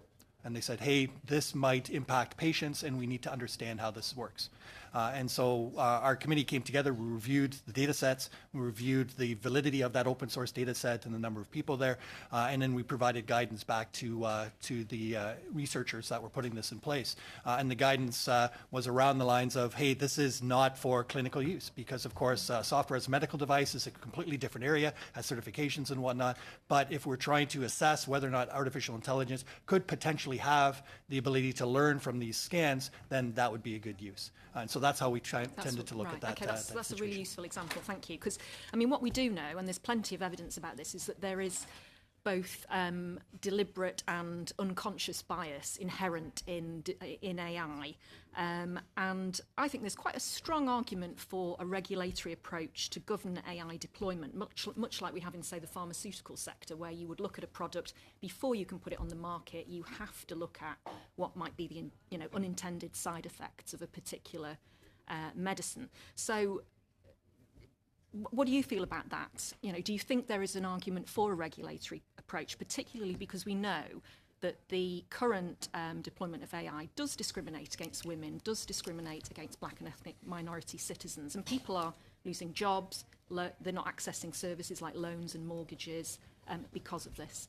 Absolutely. So I think your point's well made around the unintended creep of bias into AI decision-making solutions. And so we do need to guard against that. And it's one of those engineering principles that we're working hard to come up with guidance and direction to our teams. There are some areas where we've advocated for very swift and direct action to move more carefully, more deliberately for these areas. And what that area is facial recognition software. And it's to your very point around the fact that a lot of these models have been trained on a very homogenous community, and therefore they're not looking at the diverse community that they must serve. And so we're quite strong advocates to put in place legislative frameworks around what are some of the consent regimes. Do you have banners on the roads that say, on the streets that say that? Do you have measurements that are there? What is the difference between public and private space? Things like that. Mm-hmm. And how willing are you to make the work that you've been doing public? I appreciate if you're doing it behind the scenes, that's great, but we'd like to, it'd be useful to know what you're doing and what your colleagues are doing. Absolutely. So clearly we need to do more about advising and alerting the community about all the great work that's underway. And so we've published guidance around bots and how to make sure that bots are behaving properly, because we've had our own negative experience around a foul-mouthed, bigoted bot that was trolled for a while. And so we learned from that. Our CEO stood behind our team, and we did better. And so now we've provided guidance, and that's publicly available. We're working with, we have what is called the AI Business School, which has a complete set of the lectures for business leaders to put in an AI governance model. So working with that community to help them. And we're working to evangelize the work that we're doing internally around our AI ethics overview. Lastly, I would say that we're working in the over 60 plus different regulatory guidance document activities that are happening around the world. So here in Canada, the AI impact assessment, the AI ethics guidance standard that's being developed, and other places, so that we can start to socialize this from a practical experience perspective. Okay. It would be really nice to see a virtual assistant that is not a subservient female in the future. So I look forward to seeing something different. Thank you. Thank you, Joe. Now we'll get into our closing comments from our vice chairs and then the co-chair. So Nate, if you would start with your 60 seconds, please. Sure. I mean, I think if we've learned anything from the last few days, it's that we continue to live in an age of surveillance capitalism that has the potential for serious consequences to our elections, to our privacy, and to innovation, frankly.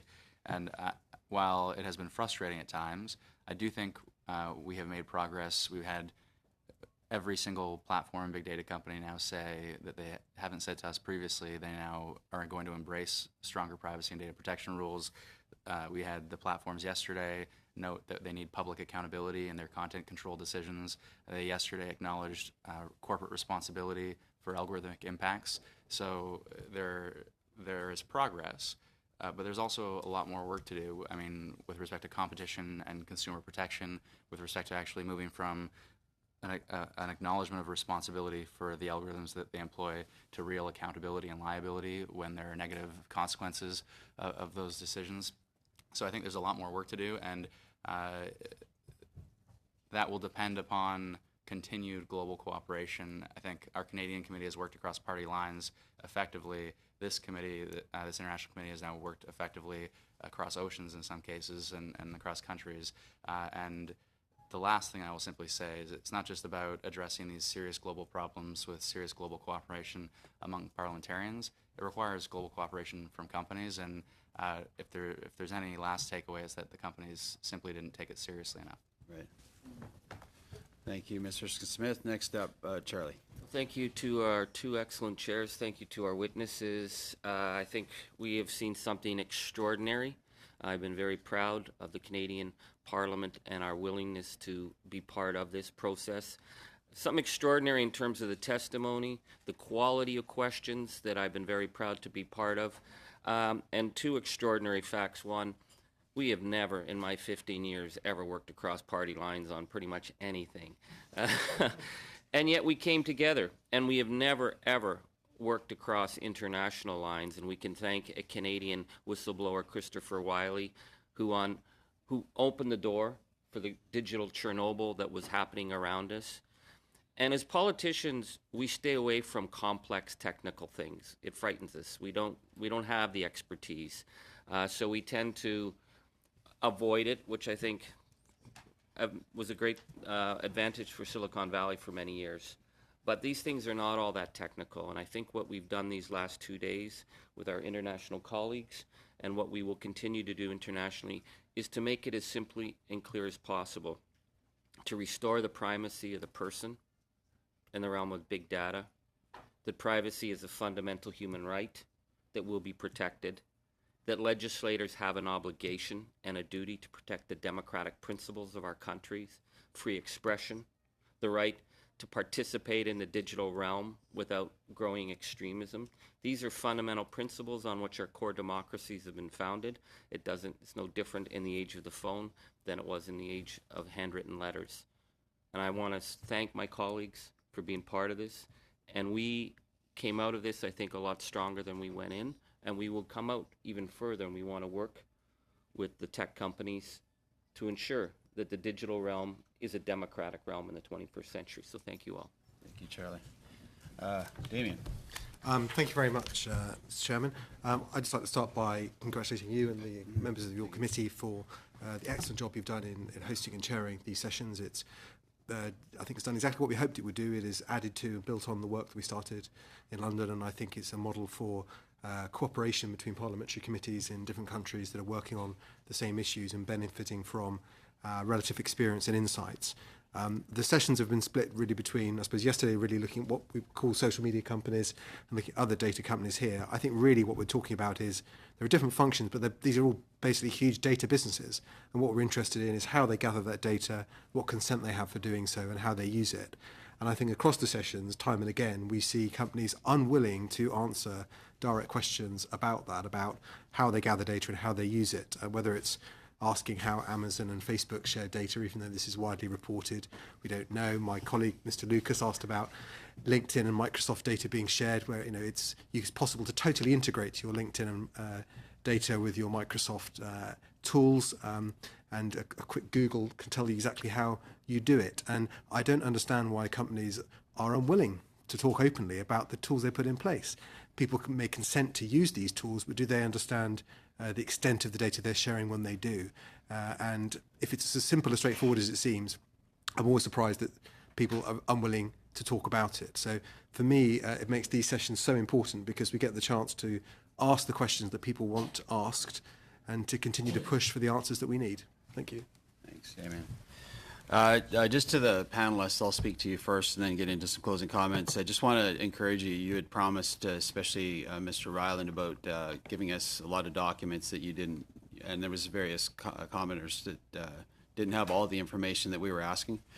So I would implore you to provide that to the clerk next to me here, that information that was requested, so we can get a fulsome answer for the committee, and we'll provide it to all the delegates that are here. I think something that's really going to stick with me is a comment made by Roger McNamee about the term voodoo dolls. And I watch my kids. I have 4 children. One's 21, one's 19, one's 17, and one's 15. And I watch them getting more and more addicted to these phones. And I see my work done by our colleagues in London about the addictive practices of these online devices. And I thought, where are they going with this? But when you see from surveillance capitalism, the whole drive, the whole business model is to keep them glued to that phone, despite the bad health that brings to those children, our kids. It's all for a buck. And I think that's where we're responsible to do something about that. We care about our kids. We don't want to see them turned into voodoo dolls and to be controlled by the almighty dollar and capitalism. So as much as we like the devices, I think we have some work to do to make sure that we still provide access. We like technology. We've said that before. Technology is not the problem. It's the vehicle. And we have to do something about what's causing these addictive practices to happen. Some last comments or thanks. Thanks to our clerk. I think we'll give him a round of applause for pulling it off. And his look is because events like this don't come off without their little issues that we deal with on a real-time basis, so it's challenging. So again, I wanted to say a special thanks to Mike for getting it done. My staff over to my left, Kara, Cindy, Mike, and Katie for helping with the back room stuff too. They're going to be very much de-stressing after this. But I just give one shout out just before we finally close. Oh, the analyst, sorry. Always the analyst. I'm always forgetting the analyst. Our poor analyst. Please stand. Yeah, thank you for everything. Interpreters too. There was 3 languages at the back, so thank you for being with us the whole weekend, or so that week. And despite, I'll give a little shout out to our friend Christopher Wiley. Despite being upstaged by sandwiches, I don't know if somebody saw the tweets about, this is Christopher Wiley, democracy aside, Zuckerberg also missed out on some serious sandwich action. And he suggested that I mail the leftovers to Facebook HQ. And maybe that's the way we get the summons into the hands that it needs to be delivered to. But I just wanted to thank all the media that's given this attention that we think it deserves. This is our future and our kids' future. Again, thanks for all the panelists that flew across the globe, especially our UK members that are brothers across the water and sisters. So Singapore that's still here as well. Thank you for coming, and have a great day. We'll see you in Ireland in November.